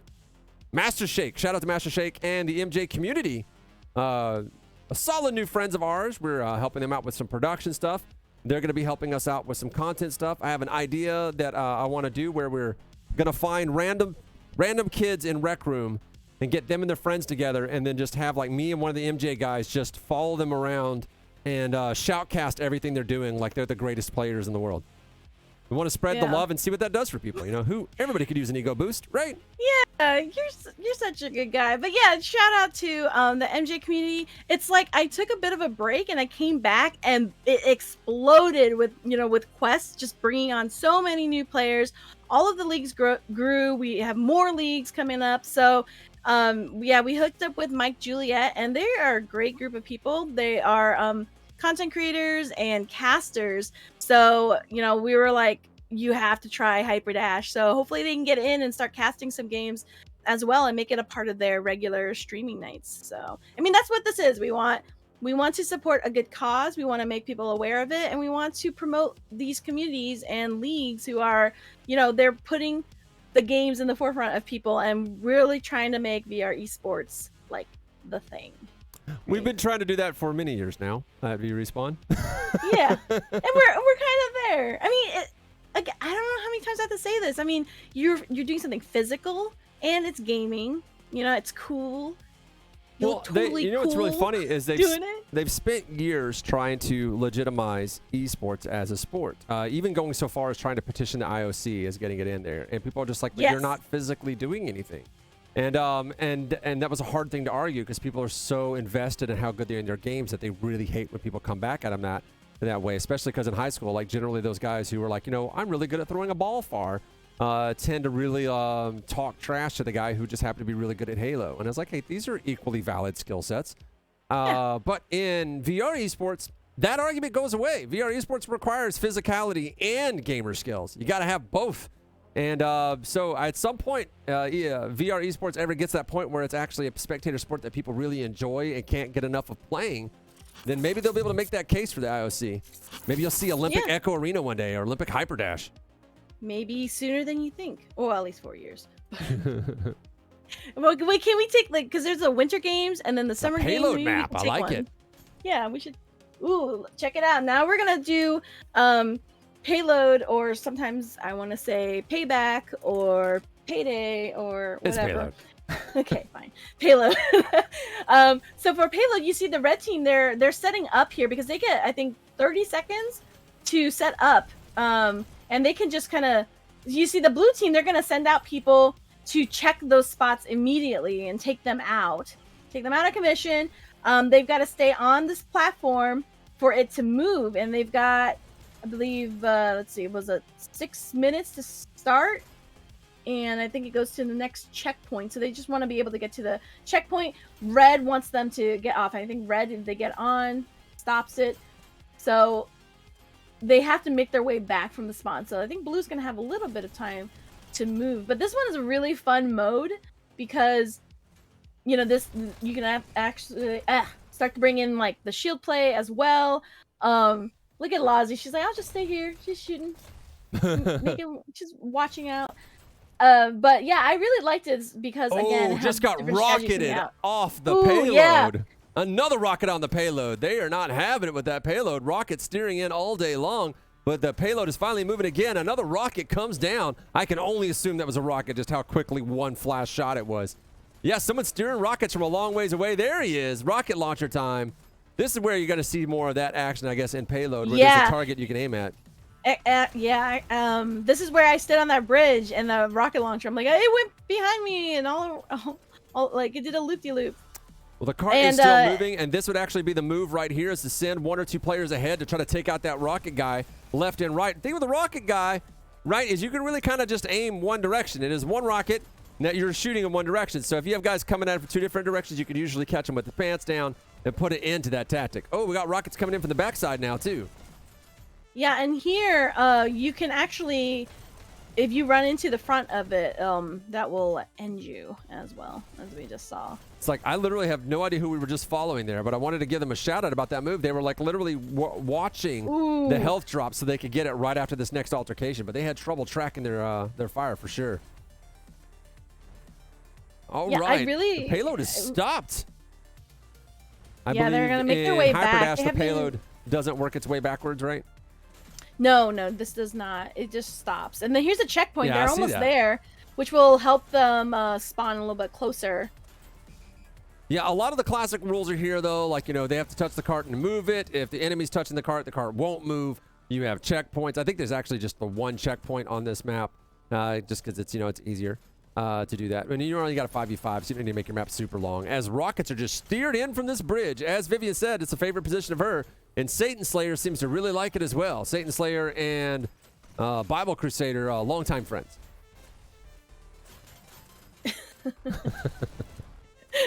I'm just looking at the comments from people. See, I love these positions that they get into. So that's what I was trying to figure out. You know, I mean, look at how fast it goes. You really don't have time to sit there waiting for them to come because you have to move around. But Sazu getting put down. Not going to be able to take care of the Lion King now. Come back. Oh, they're so close, right? They're so close to the checkpoint. Satan Slayer going and looking for more people to put these rockets into. There you Gonna go. get in Oh close. no, look behind you, Lozzie. Oh no, she got... I wouldn't say she got flanked because she was already... When you get surrounded, what can you do? As we hit this checkpoint very soon, they're making them fight over that checkpoint. They're going to get a little bit more time as they get in this checkpoint. This 2 minutes and 20 seconds is not set in stone. They just got to get this checkpoint and pick up just a little bit more time. But man, they are really fighting over that. They don't want to give up that checkpoint, but it's too late. The checkpoint goes, and they pick up an extra 6 minutes to keep on rocking. And now all of a sudden, the danger disappeared. Oh yeah, just for a well, the hot spawn minute point there. moves after you hit that checkpoint, right? Yeah, you get a little bit closer. I think red still stays in the same spot. All right, they're looking through the shield. Lazzy looking for literally anything to shoot at or anything to keep from shooting at her as they start to round the second bend, and we're waiting for the next spawn wave to come in. Here it comes. They get cut off, and it ends up being a trade. I really thought that was a good, nice dunk that Lucky was going to get on there, Lucky Charm, but it just did not work out. Now, remember, Lucky Charm was really delivering lots of pain, but so was Girl Power during these previous rounds. So seeing things kind of be a little bit more evenly matched is what we were expecting. Although it does look like blue team does have a slight edge. Granted, in payload, fortune favors the attackers. That's just the nature of the game. I think Robin just ran right into the front. That happens when you don't dash fast enough. I know that. Oh, we got somebody hanging out on the top of the rafters trying to take pot shots. Now that's just good rocket launcher territory. Yeah. Yeah, I want to see a really good launch here. Some skills on different weapons. That's always fun. Oh, so yeah, the red spawn does change. Thanks for- I was thanks just for confirming that keeping those us were the rules honest. because that's what it looked like as they were getting closer and closer to the payload checkpoint. The guys were just constantly respawning faster and faster. I was like, yeah, that's the classic rules in any payload map, is that or any kind of like assault-based concept, is that as the attacking enemy gets to a checkpoint, you move the spawn point so that the flow of battle makes sense and it kind of ebbs and flows. But right now, they are not even halfway to the end point, so they're not quite too close to the spawn, but they will be getting there very soon. As this cart gets closer and closer to the end, stuff will get more hectic and more hectic. I'm wondering here, are they gonna Rocket launcher time. make it? Let's see. Oh yeah, They got 5 minutes and really 50 close. seconds, but Yeah, as I they said, were as really they get close. closer and closer, it's going to be more difficult. Those rockets were giving them a hell of a time. Right now, our Satan Slayer with the rocket launcher is shooting from the pit using that splash damage to try to get most of the damage on the player sitting on the cart, and it does appear to be working. Luckily, they don't have team damage in here, like a friendly fire on, so they're able to just do that repetitively in order to bring as Yeah. much damage. You're only getting one person at a time on the cart. They're going to have to wave up lucky if they want to actually get on this cart. They can't just doing it one at a time. You got 5 people firing at the same cart, one person at a time. You're actually making it easier for them. It's like those And it'll kung go fu faster. battles in the old movies where like one guy would fight the good guy at a time as opposed to like the 12 dudes. Okay, first of all, if you know anything about comic books or anything like that, or fighting movies, or you know that the good guys can take on 20 people at a time, and all the bad guys are terrible at shooting, so you know. Well, they all went to the same school that stormtroopers did, and it's very hard to aim in those helmets, though. I'll give them that. Now, as they start to ride the rails to get back on the cart, they bring a shield in there, and the Oh, shield does no. them no good, as the cart Well, I is think still that- just stalled out with 4 minutes and 40 seconds to go. What's that, Vivian? Oh no, I thought that maybe they just didn't dash onto it fast enough. Oh man, They didn't dash fast enough. That's the problem. I think you have to be hyper. You know what? That'd They're, actually be like, a fun vigilant. physical component to the game if there was just some kind of physical thing you could do to increase the range of your dash. It's like you just got to pump your arms Like a just like jumping really jack? fast, and then your dash Oh, meter goes right. up, and you could go further. Anything to add to the heck physicality of a to a workload. game. Granted, artificial physicality to VR games is kind of. Look at M Ski there, just taking out the 2. Oh, Zazu. Oh no! Zazu They're doing so that birdie close. job. Generally the worst singer in the ensemble for Lion King, but hey, you know what? Whatever works. Oh, shield driver coming in and just immediately put down, but the cart's at least moving ever so closer to the point.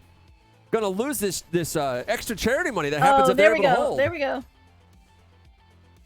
Now, it's very important how much time is left on the clock if they make it to the last point, because that will be the time to beat for girl power if they want to actually get a win in this round. Otherwise, it'll come down to just making it further than the previously attacking team. But Yeah, it they're does so look close. like they're going to get it. I think they're going to get They it. make that. Yeah.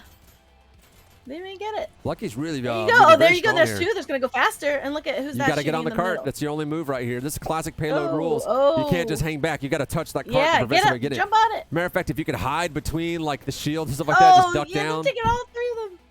Yeah, someone's gonna drop explosions there. Yep, I knew that was coming. More explosions, more There you explosions, go. Oh my gosh. and then more explosions. They are holding on. They are holding on. No. Well, their spawn is right there, so it shouldn't Yeah. be too hard. They're just gonna deal with a constant hail of rockets that are gonna clear them out. You don't want to clump. Oh, that steer from that yeah, rocket. I'm trying to. And there's the end. There they go. Oh, they just is it like literally just 1 inch away from So the like, end? so what would you do here? I would imagine that blue would try and they're so close. Let's sync up a little bit They'll more. 'cause get you know it. you're gonna be They'll running get up- it. There's no Yeah. question that they're gonna get it. What you have to do here is just earn as many seconds off that Look clock at as look, you but can. look. You 'Cause see every people like second you earn on that clock is a second you don't gotta beat. they are hiding on that corner there just Oh, to yeah. hold out anyone. Yeah, that's a great position. I think I saw that you can't just be touching the cart. Like you actually have to No, physically so be on it close. though. Yeah. Oh, You oh, can be on it. oh. No. Come Class. on, just a little nudge.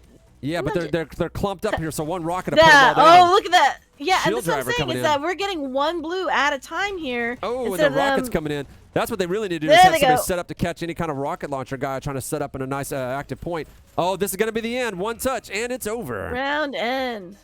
But just under 2 minutes left on the clock. That's going to be the teeny amount of leeway that Girl Power is going to have to defeat in the next round. There we go. Look at the kill spread. Yes, Axion, you can go back and watch matters. later. I do believe Vivian has it pointed at our YouTube channel, so the full Yes, video the will be there. VODs will be available. Absolutely. Yep. Yeah, we want to keep this up because we want to make Dash League, well known. We want it to be out there, so we want to support these communities, and then we're able to do these types of events too. So yeah, it's all teamwork, guys. We all got to do this together. I love make team it games. big. Yeah. All right, as the clock keeps on ticking down, we've got ourselves girl power now on the attack. And all they got to do is beat that 2 minutes remaining on the clock. If they can get it at 2 minutes or just a teensy amount under. The most time leaving on the clock, the better. So they're really going to have to push hard, and they're going to have to be pretty much relentless. Now we're going to see how good the rocket game coming in from Luck is. Not seeing a lot of rockets getting steered in just yet, but I do highly expect to see pretty much the exact same meta coming in from Luck. Yeah, and I'm loving the strategy that's coming out here, where they're going to be setting themselves up to catch them, because really you just need to get them off the cart. But then the blue team, they're going to send out aggressors to go out and just take those positions so that they can just move along. Crash and Eevee really just carrying the team with their kills. Lucky Charm right on their heels with Artemis. The top players on both teams, exactly what we saw previously, going toe-to-toe. And it's going to come down to your support players. And the support players are picking up a little bit of slack. But if you go just off a kill count, it does look like the red team, Luck, is going to edge them out just a little bit if they can keep this kill rate up. Now, granted, kills don't always translate into wins. It's not quite Moneyball. The objective is what matters more than anything, but it is not a bad indicator. Oh, they got it covered from 8 different directions now. It's very great sight lines, plus somebody steering in rockets from behind cover. That'll actually get it done. They'll have to get deeper in the map if they want to be able to move this cart. Bringing the shields out will do you some good. See, look at them. They're the red team. They're hiding and they're waiting in this spot. We're just waiting for them to come through, because that's all they really need to do. Dual rockets now. Oh yeah, let's see. Lucky's having none of it. Yeah, that's very unhappy position right there. You'll have to have somebody just sneak around and take care. And he's still going for it. He's like, nope, dual rocket guy, I'm not having this. And dual rocket guy's like, no, these are my rockets. And the dual rocket guy almost killed himself with his own rockets. Be a very dangerous game to play. But yeah, you're going to have to send somebody to harass the Rocketeer if you want to get your guys any kind of progress. And that is exactly what is happening right there. Eevee doing the damage. If anybody was going to do it, it was definitely going to be Eevee or maybe Crash Zone. As Zazu moving the cart. This broadcast brought to you by Dash League Games. Dash League Games helping us out with this cast. And in the chat right now, longtime friends of ours. I met them a long time ago when they were just getting started. Introduced to them by Fathead, actually. Said, hey, we got this whole league thing going on. He's like, how do we do this? And I was like, believe in yourself. All you got to do is believe in yourself. And then literally any question you have, I will answer. He's motivational. Believe in yourself. And also, here are the blueprints. Yes, that's also that.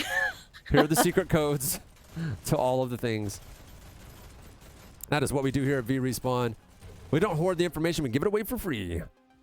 Yeah, look at this. We're going to change our name to Free Respawn. Oh my. Okay. We'll talk offline. We Style here saying that for $453 raised so far. This is fantastic. I mean, just so that people understand the impact of this type of research. So I'm a cancer survivor, and I got into esports because it helped me heal from chemo, which was just so intense. So I needed something that could help me kind of balance the brain that I lost, and the, I don't know, just the movements that I was affected by with the steroids, you know. So esports really helped me focus, and that's really what I got into, because when I first started in VR, I was working with nonprofits, and we were working on like pain management, or working with older adults and loneliness, addressing loneliness and isolation.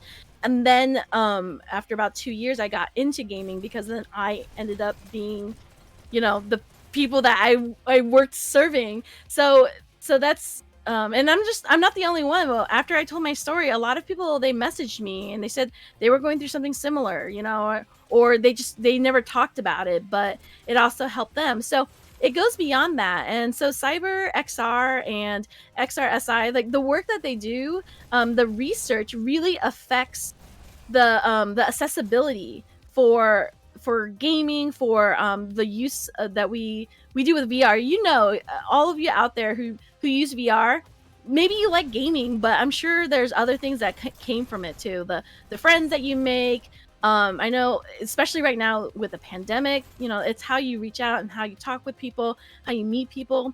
So it's a cause that I'm really happy to be a part of, and I'm really honored that Hyperdash is making such a good effort to create an inclusive community. It's really important. I mean, that's what we want. That's how we're going to get more people involved and make it accessible for people who really need it. Yeah, and to touch on what you said there about pain management, we've known this for a while, that if you can give somebody something very intense to focus on, they kind of just won't feel pain. And we found in the healthcare community, but like kids that were like in the hospital that we were having to deal with serious pain management problems because we can't just fill them full of opiates because, they're kids, that we put a VR headset on them and they were actually getting pain relief because of how much focus was pulled in that VR headset. This is something I learned when I was a kid, when I discovered things that I really enjoyed, whether it be a video game or programming, that I could do it for hours. And it wasn't until I stopped that I realized that like my hip or my butt was hurting from sitting in the same chair in an awkward position for hours, just focusing too hard on what I was looking at. So definitely it's very helpful that way. It can help keep your mind active. As you said, you lost some brain. You weren't missing it anyway. It's fine. You didn't need that. Yeah. No need. It's just sitting in the jar. It's fine. Yeah. So, you're pickling it for later. I bet it tastes great. Thanks. I appreciate the encouragement. But the CyberXR Coalition is a part of XRSI, which is the safety initiative. So in addition to CyberXR Coalition, there's also the Child Safety Initiative, and the group has worked on helping legislation for studying the impact of technology on different groups of people, including children. So the impact of gaming, of just usage or entertainment, media consumption. So a lot of that really helps shape legislation as well. And again, for companies who are maybe not as versed or as immersed in these technology, but are starting to need to use it, they need help with creating standards for their operation. That's and a right. lot of that goes to support that. Yeah. And that is the end of the information portion, and back to the action. And we've got ourselves just a little over 2 minutes left that Girl Power are going to have to do in order to get this point, in order to stay ahead and get in the win. Now, I am just guessing that the clock doesn't automatically deduct the amount of time that you need to beat. I'm only guessing that that's the case. No. Because if that is the case, then they have to beat that 2 minute time. They got 2 minutes to reach this point, but it does look like they could probably do it. Even though Lucky is really putting up a hell of a fight, everybody just firing rockets from 8 different directions. Blue team having difficulty getting in through this crossfire. Sitting in one person at a time is not going to get it done. That they got about a minute 40 probably in order to get this. Right, that's right. Clock does not deduct time. That's what I thought, Lat. So they definitely got to beat that 2 minute time. But there you go. You got, that's what I'm talking about. The teamwork, they're setting in 2 at a time. Especially now Red, they're going to be. The cart would move right faster if they had 3. The cart up to 3 5. people can make it move a little bit faster. They got a minute and a half left to go. They got Red team set up in every which direction for a good crossfire. Rockets coming in, a shield coming in. He's only watching one direction, but he made quite the movement. Surprised Soy didn't put him down quicker. Not Soy, Ski. No, Soy, yeah, okay. But they got one person standing on the cart trying to protect it from literally anybody. Mr. Ski or M Ski. I guess it's not Mr. It would be all women, right? Mm-hmm. M Ski. I get it. M Ski. I just figured out the other day that I don't want to go by Mr. or Mrs. I want to go by Sil. Okay. So my name would be Silkier. It's great. You're welcome. Figured that out just the other day, and I was sober. My God, you're on fire today. That is, if only I could have such a name. All right, so we're ready to rock and roll here with only 37 seconds left for them to beat this 96 percentile, 97%, just a little bit left to go. Oh. Can they make this last 30 seconds count? You know that luck knows that everything is on the line right here for this one if they can make sure that this doesn't happen with only 23 seconds left. Can Girl Power actually get on the cart and crank out these last 3 percentage points? Look at them. Look at Red. They are waiting. They are 15 You're seconds. not getting. I don't see it happening. You got to get them off the cart. Oh, look at that. They didn't My even gosh. make 1 percentage point of advance with only 7 seconds left. I just do not see it happening. Look at Luck, man. They are just. See, I mean, Blue. They're coming in one at a time, which isn't helping when you're riding into an army here. Should be ending any moment now, actually. Because I thought it was like 156, 157. I think is what the end time ended up being. Well, I guess we're just gonna go to the clock runs down. Yeah, 157. I guess the game still lets you finish and then still tells you lost. You never know how people are going to implement payload when they do implement it. Payload, if I remember correctly, was originally pioneered by somebody else named Robin. Walker, what was his last name? Modder for Quake, or Quake 2 with Team Fortress. And I do believe that is probably all she wrote as they just really hold down this cart. I mean, it helps whenever your spawn point is like right there. Yeah. Yeah, and you're just getting people one at a time, so it makes it a lot easier. Crusader's saying that they just have to get 100%. They don't actually have to beat their time. Oh. That's a weird implementation of payload rules.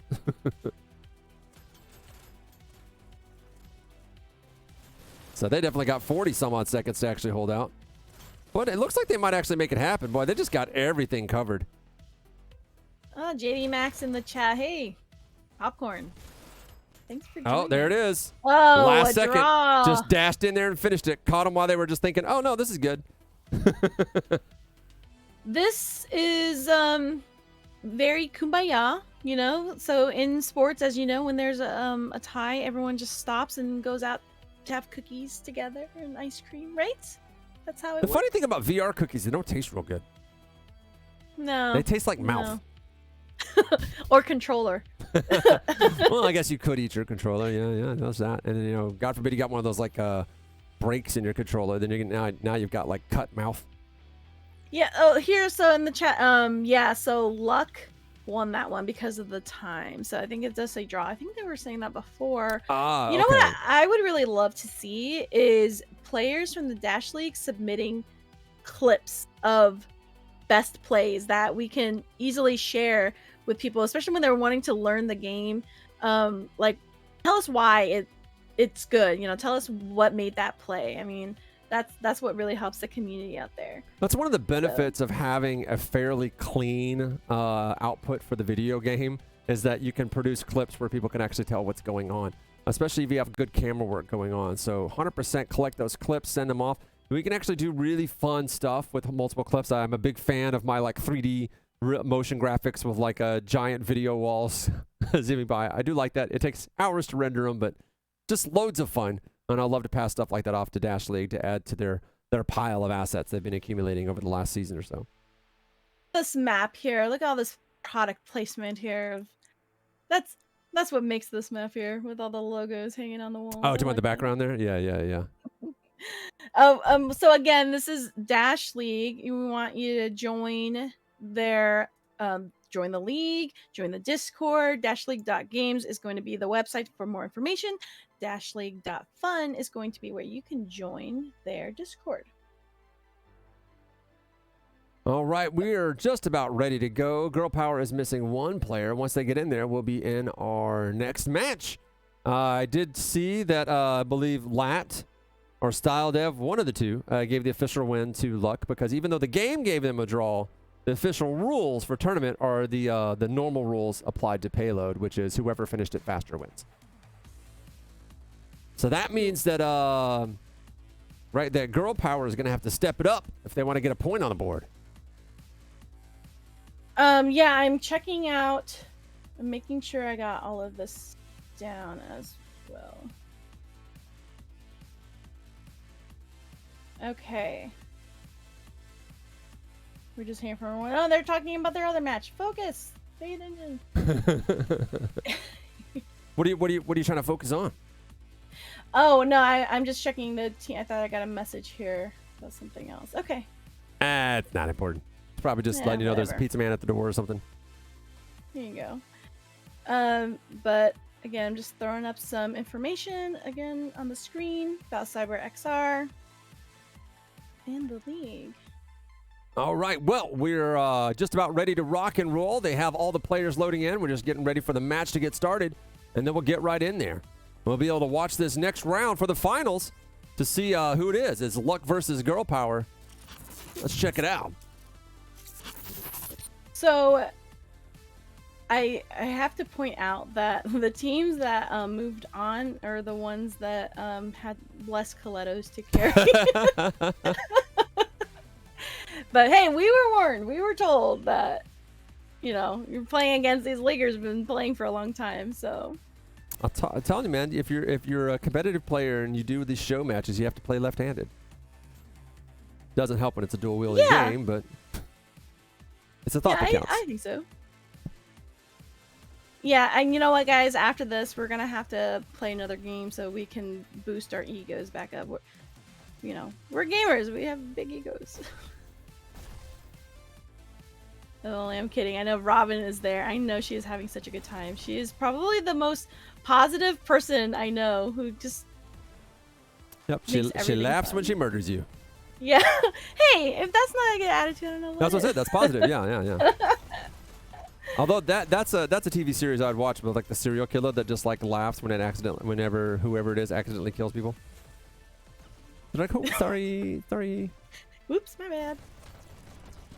Look at this play. Yeah, I'm just reading JD's comments here on the layouts and lefty, so why not? Man, Girl Power bringing out the shield already, trying to keep that cart moving as somebody goes to rush. Man, it's almost as if that shield doesn't help you at all. I know. I mean, I want to see like different uses of it the right way. What is the right way? Buff the shield. Buff the shield. All right. Well, Girl Power are getting themselves quite the initial movement on the cart. It looks like Luck has the area under control. We should be seeing what we've always been seeing, which is at least one person operating one or two rocket launchers to provide just a hailstorm of explosions directly on the cart. I'm not seeing any steering in right now, but it's only a matter of time before you start seeing rockets flying, I think. Oh, it looks like Blue Team actually sent somebody in advance just in case there was a Rocketeer to make sure that didn't happen. God, need to get more blue players on the field so they can get on that cart. Cart will move faster with more people on it. Up to 3 people can make that cart move plenty fast. There's even a cute little indicator on the cart to let you know how many people you got on it. A cute indicator. I like that. Well, I want to hear from players on their approach to it. I would imagine that you would try and sync up as much as you can of Oh, so Maverick is saying blue. that the shield is like it's a skilled weapon, so you have to be good with it. And there are a few people in the league that are cracked with it. So he's saying that what you want to do with the shield when you're on the payload is actually hold it over your head, not in front of you. Well, I guess that I'm makes short. sense. Everything goes over my head. Yeah, you make it a little umbrella. So there's a collision on the players, though. You'd have one guy holding it overhead and one guy holding it up front. You know, just get a couple shields on it. Yeah, can you do that? Can you have like a bookend the shields? Oh, well, I don't think that'll help with the explosions. Now we got double rocket launchers coming in. We knew it was coming soon, and there it is. 3 shields. They're looking for an opportunity. Lozzie's like, where's this rocket guy? Where is he? I'm going to find him. Hopefully the cameraman stays on this long enough so we can see what Lozzie ends up doing. But I think it's what Lozzie's looking for. Nope. Yeah. Nope, not happening. Good point there. And I mean, I guess that's what I meant was not all on the cart, but like going in together because well, from what I understand, you would send out blue, like you would go and eliminate the spawn camping that is already going to be set up from the red team. So you want to go and hit those points and send the people who know. I don't know, who would you send there? The fastest dashers? Classic payload rules. Classic payload rules are that you send a couple better-looking people down the center and then you send people through flanks. And the people down the center draw the fire of the defenders, and the people on the flanks come around and sweep up. And then after they kill everybody, they all hop on the cart, whatever your maximum cart people are. And then you send 2 people to scout forward to soften the attack coming in from the respawn to buy you the most time on your cart. That's typical like meta for payload of any kind of game. Little bit of old man knowledge there coming in from somebody who loves watching this rocket launcher do its job as it backs up and says, nope, it is a lot of effort to get both these rocket launchers, and I am not giving them up. I know you're coming for me. I saw you coming a mile away, and I've got plenty of dash to deal with you. I'm not going to give it up, but trying to get into a firefight where you have very slow-moving rockets and they have rapid-firing pistols can be a very difficult thing to do, so you just got to run for it. And it worked out. Yeah. Somebody clipped him, or clipped their wings as Evie starts moving up and looking for an opportunity to get this person. Evie's like, nope, you're not going to get me. I'm going to get you, and I'm going to get more dash while I'm at it. Oh, no. Evie didn't see that the whole place was just filled up, but it doesn't matter. Lots of trading coming in there. Artemis and Soy looking for an opportunity, grabbing those dashes, getting into the field as quickly as possible, looking for a rail ride, making sure that there's nobody coming in from behind them. Artemis taking fire, not entirely sure from where. We're going to watch Artemis just kind of slow play it over here. All right, Artemis just right back in the action. Is like, I'm just going to start randomly firing. I need to get more kills on the board. Oh, how many is that? 3, 4 on there? Yeah, they had everybody on the card that they needed. But that put an end to cart progression, or at very least slowed it down a little bit. As we have Luck still putting up a hell of a fight against Girl Power. As you can see with the kills there, it looks like Luck is actually leading on kills. Nice shield over your head. That's the move. There you go. It's a little Spartan action coming in here, but it doesn't matter. One rocket puts them both in the ground. Yeah. To get ready for more guys jumping in. This is why you don't want to put everybody on the cart when you know there's a Rocketeer out there. It's one rocket and it's done. Yeah, that rocket is fun. I wonder how, like, what's the furthest it's shot? Because that's what I heard was people. No, they're the ones who are really good at it. Can shoot. Yeah, they're like basically all the way out the spawn, firing it at the cart. They just know where the cart is. Like, I just move my hand this way, and then I'll hit the cart. I don't have to see it. I just know. That's where you have one of those games where that gives you a separate camera for firing it. Wow. Yeah, I mean, this is what we were thinking of with the fast action, you know, looking at the point of view, because it just moves so fast, but luckily we're just focused right here on the cart and trying to see where Red is going to be camping. Nice rocket dodge. Oh, yeah, there we go. You can dance around those rockets. Robin helping move the cart and shooting dead people as they're already down. Covering the tail end, though. Not a bad move. Holding still, though, Robin. Don't hold still. Any fast-paced game like this, you got to constantly be moving. The thing is, normally in a game like this, you'd be constantly jumping as well, but, you know, not really something you can do in VR games. No, I do not recommend that. Yep. It's really funny because that was like a complaint early days of competitive gaming, is that people would run around and jump a whole bunch, bunny hopping, make it harder to shoot them, and people are like, that's unrealistic, blah, blah, blah. It's like, well, we don't play video games for, like, realism. But then you get into VR, and you're just like, yeah, if you want to jump, you go right ahead, you jump. See how long you keep that up. Yeah. Especially in heels. Yep. Got to wear moon shoes for that one. Remember moon shoes? Oh, yeah, I do, and I had a pair. And I surprisingly still have ankles. Yeah, I know, right? Exactly. Yes, that's back when we made dangerous toys. Yeah, no, all safe now, for sure. Yep. All right, so we've got ourselves a nice view from Lozzie, catching a nice shot to the face. As the cart continues to move with 4 minutes and 20 seconds left on the clock, they're already past the first waypoint, as you saw. So these 4 minutes are the last 4 minutes they get. They're going to keep that cart moving, and it's going to get more and more difficult as they get closer and closer to this final spot, closest to the enemy spawn point. Yeah, are they going to make it? What do you think? Yeah, I mean, both teams were able to complete their cart journey, so I think there is a likelihood that they could do the same. Whether or not they could do it faster than Luck gets to do it in the following round, that's another question.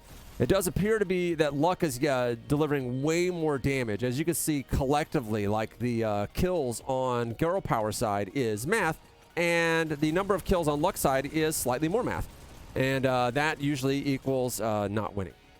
And math. That's your math lesson from Poonanners today. Thank you for next time, where I will show you how to use a calculator. And by using a calculator, I mean you sleep on it at night to get good at math. Yeah. That's how it works. All right. Kids, don't listen to him. Don't listen to me. None of that is serious. I want to know, I ask this about every game in the community. What is the tipping point in hours? Like, let's say a few of us want to get a team together. I mean, obviously it's going to be a while, but it's not about time played in any kind of competitive sports. I mean, that does matter, like at the very end of it, like who wins championships is literally who played the game the most. But when it comes to getting good and closing a skill gap, it's not purely about time committed. It's about playing against people that are way better than you. And if you constantly play against the top teams, you'll get better way faster. It's power leveling. Yeah. Granted, at first you're going to really hate it because they're going to just murder the living crap out of you. But yeah, no, definitely. If you can hold that down, the pain of that, you can get good real quick. Yeah, you've definitely, I mean, we were joking about the easy bots, but definitely I always want to put it on hard just to make it more challenge. I mean, the harder you challenge yourself, definitely the better it gets. But I've been seeing a lot of, like, when I first started, there was a lot less teams playing in, in Echo and Onward and Pavlov, and it was just such a wide gap in skill. Like, you just were not going to make it. But then now that I've come back and there's, the quest players and a lot more people, you're seeing people who are new. I mean, in Onward, I think we had a team that was pretty new, beat the champs of 10 seasons.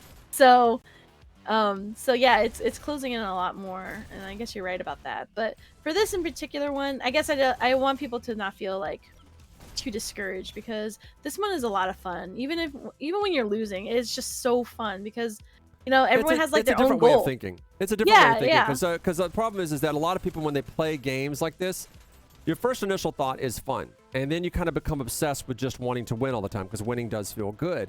And then you see how good competitive players are, and you're like, oh, well, I don't want to play that game because I'll never win, or I don't want to compete because I'll never win. But from a competitive player mindset, that while winning is fun, that's not really why you play. You play because it's difficult, and a difficult problem to solve is trying to figure out how you're going to beat a team. But also, you get massively better by playing difficult games you can't win. And that's what people really live for, is seeing how much better, how far they've come. The Echo Arena players, when they go back and see like our first Oculus Connect 4 match and see how they played back then, it just kills them inside because of how much progress they've made. Oh, yeah, I know. I watched some of my old tapes. I'm like, what the, good thing you know how to wear heels, because that's all you're good for right now. And then it is so different. But you're right. It is the mindset of, are you a person who likes a challenge? And is the person you're challenging yourself. Look at that dancing really on the payload. Yeah, wow, I know. Look at that. That was. He was like, dance, boy, dance. Yeah, that was. Cowboys was, just going flexing. after it. What do we got? Who's the sheriff 10, today? 18, 17. Oh, gosh. The cart's got a little bit left to go. Only 2 percentage points, and that should be, oh, man, stopping it with 1 percentage point left. Lucky's got to be very proud of herself right now as they bring in the shield charge. Well, it's not doing him any good, though. One gun against 4 guns, and the round is over. They actually held it. Yeah. Wow. Oh, hello. Hi. I was like, wait, why aren't they shooting? Look at those kills, though. Just brutality. Hugs. So much Players more hug math. each other, right? So much more math on the red side. So math. Oh, and we lost a player. It happens. All right, so yeah, they are going to get ready for their next match. Granted, they got to wait for player number 5 to come back, but when they do, then we'll be able to see if Lucky can actually get higher than 99%. And with how much time left. Taking all bets. What are the bets? Yeah. What's the spread? The bet is donations. Oh, looks like they're going to play anyway. I guess they're just going to wait for player number 5 to join up. Well, you know what? That's a good point of what Callie was saying. It's part of the game where you get disconnected. That's an unfortunate thing, but the game has to go on. Yeah, I was explaining that concept to them when we were talking about, like, how they have difficulty connecting and what have you. And I said, ever since they killed net neutrality, this has been something that game development studios have had to deal with, because people don't host their own servers anymore. So it's up to the game dev to actually host servers for people to play on. This now becomes a line item they got to cover. But with net neutrality gone, what will happen is that the internet service providers will see all this traffic of people playing their popular game, and they want to get their cut. And so they'll mess with their traffic and drop people off that are going to your stuff in order to make the experience bad. And all your players will get mad at you, not appropriately at the internet service provider. And as they keep doing this, the internet service provider will make up a lot of excuses. They'll say things like, oh, it's network congestion, or they'll make whatever they can say. And what it comes down to is that you need to come and make a contract with them, and you have to pay for these specific routes that you want to have priority for your gamers' traffic to go under. Yeah, it's very sad, but that's the situation. And that's what people were it's pretty much almost exclusively gamers and internet people saying, we need to protect net neutrality. People are like, what does that word even mean? Well, now you know. You know, that the great thing about being in the VR community is like meeting people all over the world, like because it has such a different presence when you're in VR. And then of course meeting everyone at events like Oculus Connect or DreamHack and all of the other conferences out there. And one of the things that I always hear is like, every time I go to the US, the internet is so slow, which just makes me sad inside, you know, like that you hear from different countries, like especially the people who are from Korea. Their internet so much their faster. internet's been way ahead of ours for a while, but it was also illegal to use anything but Internet Explorer 6 for many years, so you win some, lose some, you know? All right, the cart is still moving at a pretty good pace. Luck's going to have to do the best they can with a player down. I figured that 5th player would have come back in by this point, but it does not look like that's going to happen in a timely fashion. Ooh, gosh. But they're still getting lots of progress going 4v5. This might be actually the edge that Girl Power needed in order to get this win on this round. Hey, whatever it takes. Just have better internet, I guess. Pay to win. Or if Luck comes out on top, I mean, that's a good flex, too. Oh, dude. Who are we missing? Oh, apparently Lateralis is going to come in. Well, this isn't going to be fair. We'll see how well Lateralis, one of the organizers, come in. I guess that's because somebody died. Didn't see a message about it. What's going on? We did say that if the Lat board bias. Exactly. If we see Lat end up playing, we did tell him, it's like, dial it back just like a little bit. It's like a scooch. Don't just give them everything you got. All right. Well, the match is Lax running the cart. Lat has done so much to help with this event. So if he wants to jump in and play, we always said he would have to. Like if somebody dropped out, like it's killing the stream, like jump in and play. We're just like, don't that's like. What we do anyway. Don't play the hardest you can play though. You want to completely put your hand on the scale. I mean, just look at the kill death disparity. You've got Crash Zone and Eve doing Evie doing Evie. I think it's Evie doing most of the damage over on Girl Power, and then you have Lucky Charms and Mr. Ski, I guess, is doing a lot of the damage over there. Before, who was their other top killer? I forgot the name now. So it was Lucky Charms and somebody else. It wasn't Imski. Lucky Charm. No, I don't recall. But every time you say Girl Power, I think of Turtle Power. That's just plays in my head. That's funny. Somebody said, "Is Lat?" Somebody said, "Is Lat a woman?" He's like, "He is now." Oh. Now Lap's just filling in because somebody's internet or computer died. Maybe their headset died. Who knows? And just going 4v4 is not really fun to watch. So Lat's giving us quite a show. Fine to fill in while we can. That's the fun thing about doing these events is that you never know whose stuff's going to be working or who has to do something at the last minute. I believe when we were first organizing this, we had like 40 some odd people signed up. And then like it came down to like 20 in the last minute, like 2 or 3 people were disappearing from that one. That's similar to how we do the after party. We always overbook it. It's just like an airline because a lot of people are just going to not show up. If you ever if you've ever had to plan a wedding, it's literally the same rules. Got a bunch of people say they're going to come and then they don't. How dare. Yeah. People do that. No, but wait, but hey, not me and Vivian though. We don't No, of course. We're it's like having been flaked on so much in our lives, we're very much against ever doing that to people. Yes, we're like, we not will us. show up. Yep. Whether we say yes in the first place. Even if our dog died, we'll show up. It's like, cause I said I would. Yeah. I just always remember that from South Park whenever like what's his name? Butters was the only one that showed up to like Jimmy's thing. And he's like, where'd everybody go? They're like, oh, they're seeing Christopher Reeve. He's doing a thing. And they're like, well, then why did you come? Because I said I would. And he goes, oh, that makes me a dork, huh? Yes, I said I would. It was like, I'll take being a dork any day. All right. Well, we've got ourselves Evie doing one hell show on the rail riding. Looks like Axion is back. Just joined. Oh, Wait. Axion, yeah. Wait. Axiom wasn't on one of these teams. I think Axiom was on a team that lost, right? Yeah, I was gonna say maybe she's. It looks like joining. Lucky Charm, I guess, got disconnected. Oh no. Yep, they're just having all kinds of internet troubles. Whatever it takes, they're just going to keep on moving. Yeah, Whatever it takes to make it absolutely. go. Sub them in and out. That's how we got to do our games in the future, is that every team has like 2 subs. Yeah, and you know, fun fact about the Killettos, but there was like a portion of the season, one of the seasons, where the rostered players for most of the games were all male Killettos. Yeah, and it was just whatever. We all just played. They didn't care. We just all liked playing with each other. But then some people were like, "Oh, really? You're gonna be the Killettos? You're a boy?" It's like, okay, whatever. This is exactly why we started things like this, so that Yeah. people don't think like that. This is exactly why we wear pink at VRespawn. Yeah. Because I like pink. What are you going to do about it? Come at me. I'm 6'4". 6'5". 6'5", and 6'5", and I whatever. I drink Cosmos out of like the girliest glass they give me. And I'm like, what? What are you going to do? You Yeah. can't stop me from drinking this. I love this Look drink. how tall my hair is. Yes.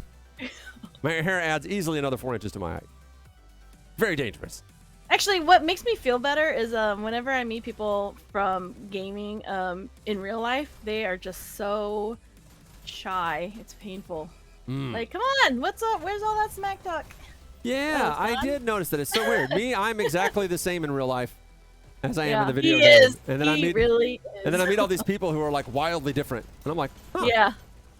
But yeah, like, but wait, people I- had to explain it to me. It's like they have like a kind of like social anxiety or something, and that when they're in their like VR skin, they feel more comfortable, so they can put themselves more out there.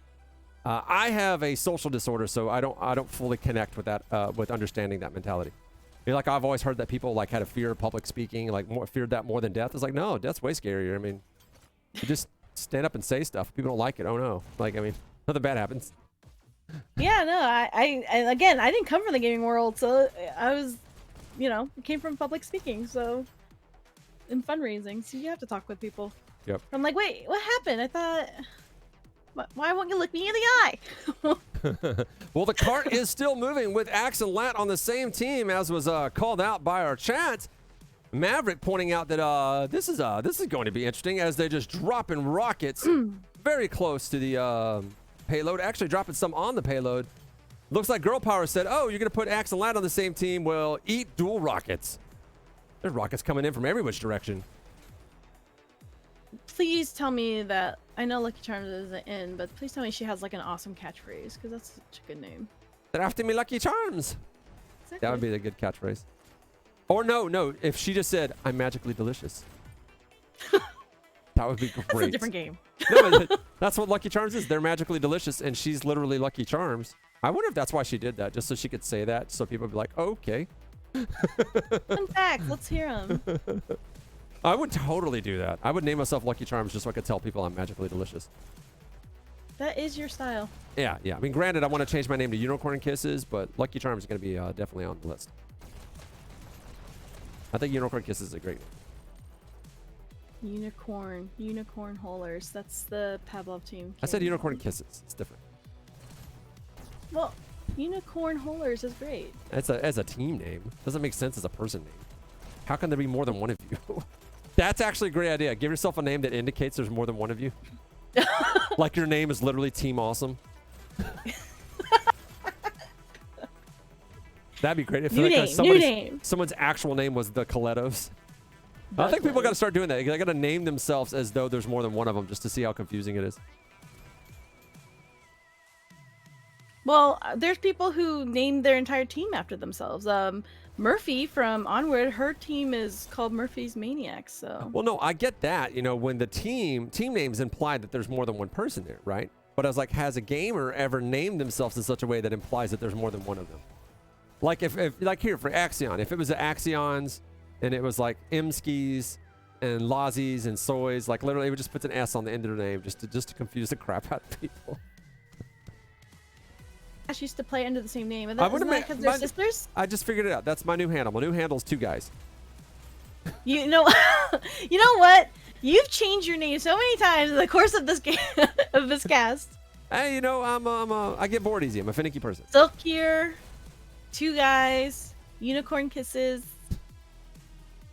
What else you got? Turbo The Granny I've team. gone by before. All right. Well, the cart is being solidly held with 42 seconds left on the clock. I think they can actually stop this 99 from happening. What do you think, Vivian? I want to believe. I mean, I'm really just I'm looking at the score right now, and I'm like, man, Lozzie's doing well for just picking it up last night. Do you believe in magic? A little bit, I do. Do you believe that Lucky Charms is magically delicious? You set me up. Oh man, she's gonna say that. I'm telling you, she's gonna touch like that's why I'm named Lucky Charms. Yeah, it's because it's funny to say that. And I'll be Okay, like, after "Ah." this, we are all going to have Lucky Charms. Write haven't that had- down. Get that for dinner. Don't they have like Lucky Charms as like oops all marshmallows or something? Of course. I don't even know why they didn't think of that. to Girl begin with. power. Hold All on right, down. look at that. That means we get one Look more at the round, right? dancing. Lack of the dancing. All the dancing. You have to dance. That's what I heard. They do the Macarena, and that's like a Dash League thing. It's, So my question is, what is the last map/round that they're gonna do? plug it Dance, out. dance. We're number 2. We're number 2. Paper, rock, scissors. Everybody just doing fist bumps. Latch is fist bumping everybody. He's like league boss walking around. He's like, yep, it's commissioner here. Yep, handshakes. you, Look at you that. Crash Zone. You in particular. No. I'm checking the donations here. Oh, you can see it. No, they're shouting out their style. in Style chat. Dev. Which that's a great name, Style Dev. Like I'm jealous of that name. Look legit. I know there are some really good ones out there. I never have but- names that are cool. My names are always just kind of doofusy. Like there was That's a okay. period of time I wanted to go by Dial 2 for tacos. You guys, are you guys keeping track of this? He's giving you these for free, so go ahead and just grab them. Yes. Yes. Well, I mean that's why we do it. We do it for the names. Do it for the memes. Do it for the fun. memes. All right. So we got ourselves one more round, I think, coming up. Lost a lot of players on the luck side. Don't particularly know why. I guess just the internet, Comcast, somebody's fault. Those of you just joining us here at the end, we're doing ourselves a fundraiser for XRSI, the XR something coalition, Cyber Coalition. That's right, XR Cyber Coalition. Mhm.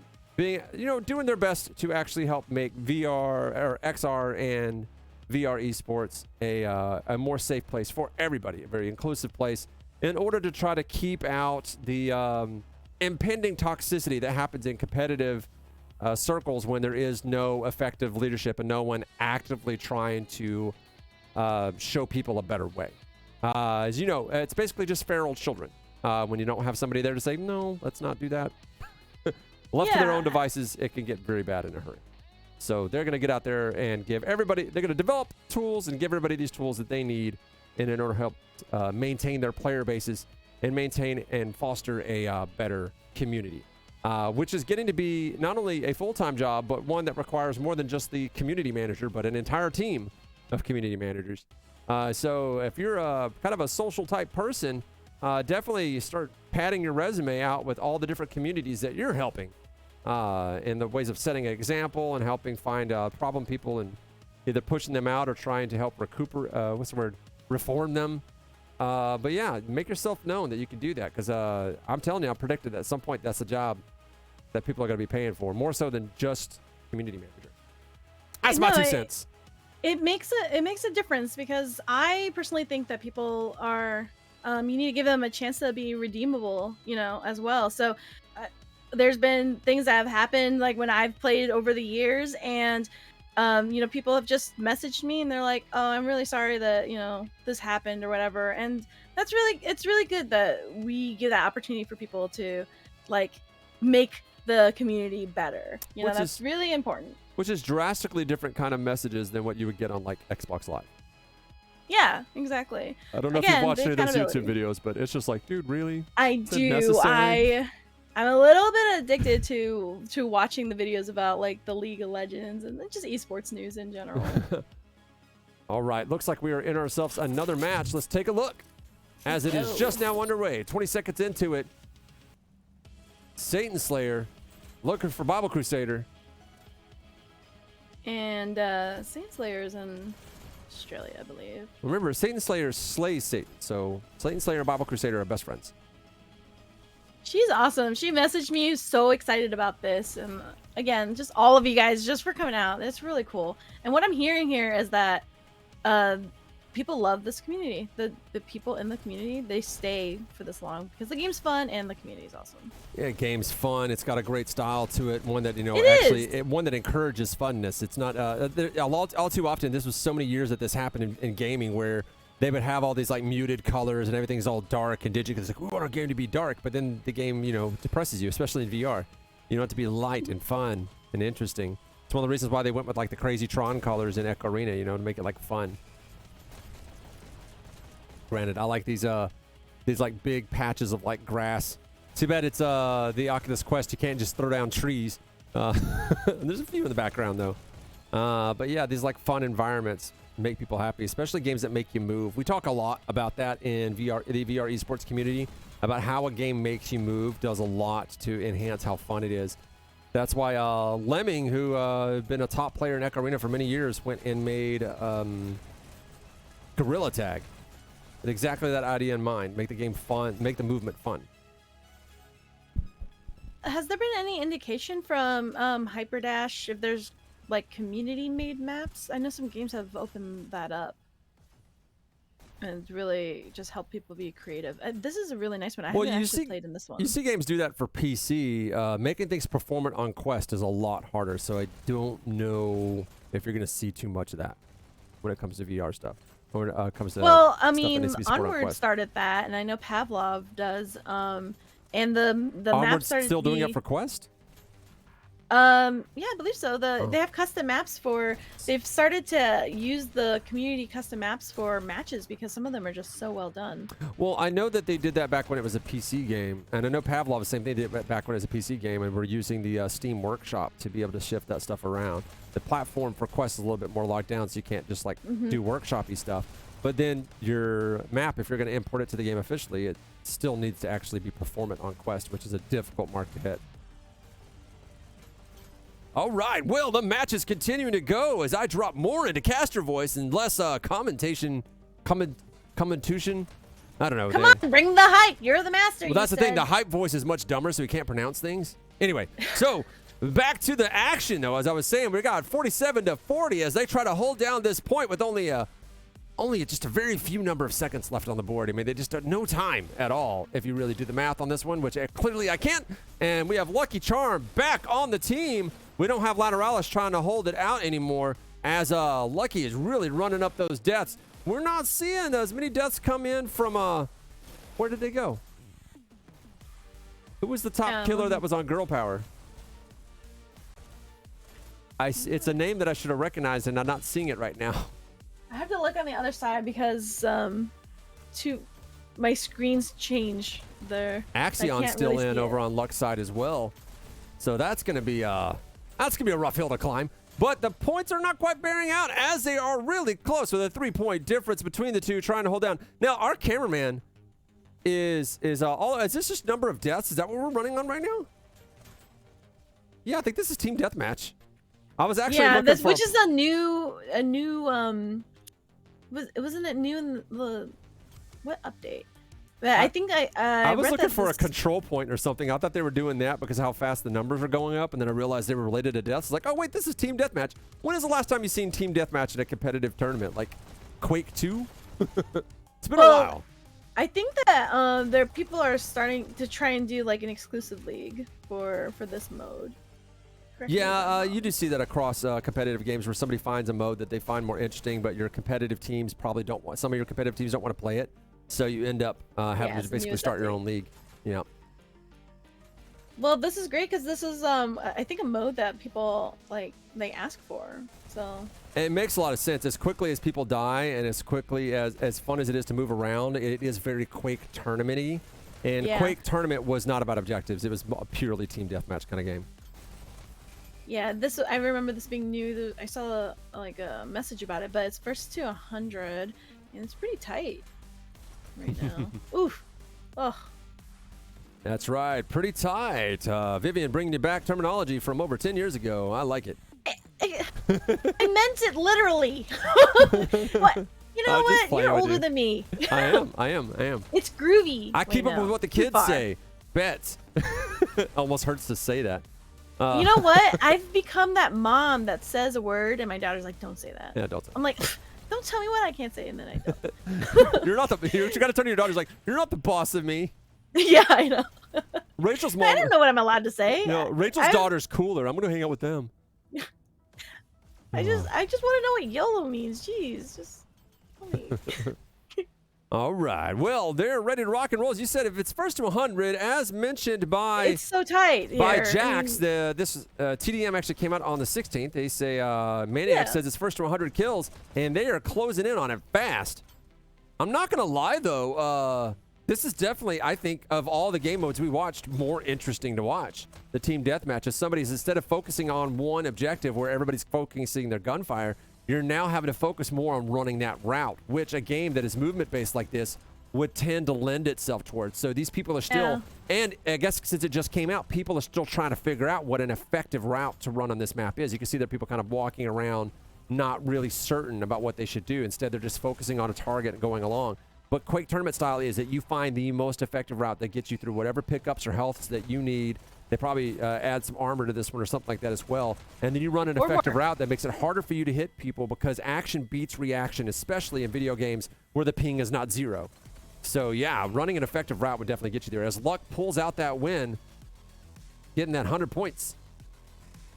yeah, I mean, I don't know. I think that playing this mode is fun for, like, I know people like the run and gun type thing, but I like looking at the objective modes. I like objectives too. I'm You a know, big fan but of the reason objective games. for that is because I'm just so bad.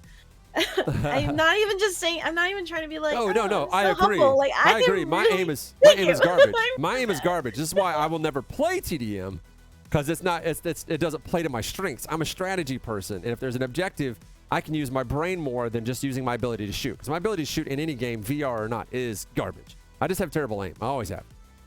Yeah, so I can only bring the brain, and we know that's pickled in a jar. So, wow, look at that from Style here, saying $596 grand total raised for XR at SI, and that is from specifically I'm sorry, Equip VR, and that's not counting all the other donations from others and viewers. So again, thank you for everyone. Big shout out to Equip VR. Yeah. Yeah. I'm sorry, what was that? I said big shout out to Equip VR. Yeah, that was awesome because I think we just I think Style just brought it up today, and I was like, yeah, let's do this. And because I make nice little gifts for everyone who participated, I'm like, yeah, I like to send out custom gifts. But yeah, it's for fun and it's for charity. And I think we want to do some other prizes as well, just to thank everyone for this. I mean, this just really means so much. We're gonna get really good use out of this. Yeah, so I don't see it on the bracket, but I'm fairly certain that Luck won that one by the skin of their teeth, losing people, having to get some subs, but they were able to pull out the win at the very end. So congratulations to them and all of our women players and honorary women players that had to sub in at the last moment. We appreciate you guys coming out and showing us how you do when it comes to Dash League, one of our favorite new games that have been out for a while on SideQuest. With our friends over at SideQuest, and then eventually hit the Quest store and is doing really well. And we hope to see more of you people in Dash League. Vivian, what's the last thing you got for us? Just want to say again, thank you so much. Thank you to Dash League folks, Lat and Style, for all that you've done. Val for closing out their summer games with Dash League and having us on board. And I will say on behalf of CyberXR Coalition, thank you so much for choosing this as the charity. Thank you to the women in the Dash League, the ladies who dash, for welcoming us and training us. And of course to the Killettos who showed up in style to play this game. So again, thank you to the community, and we look forward for more tournaments and more games. Peace out, everybody.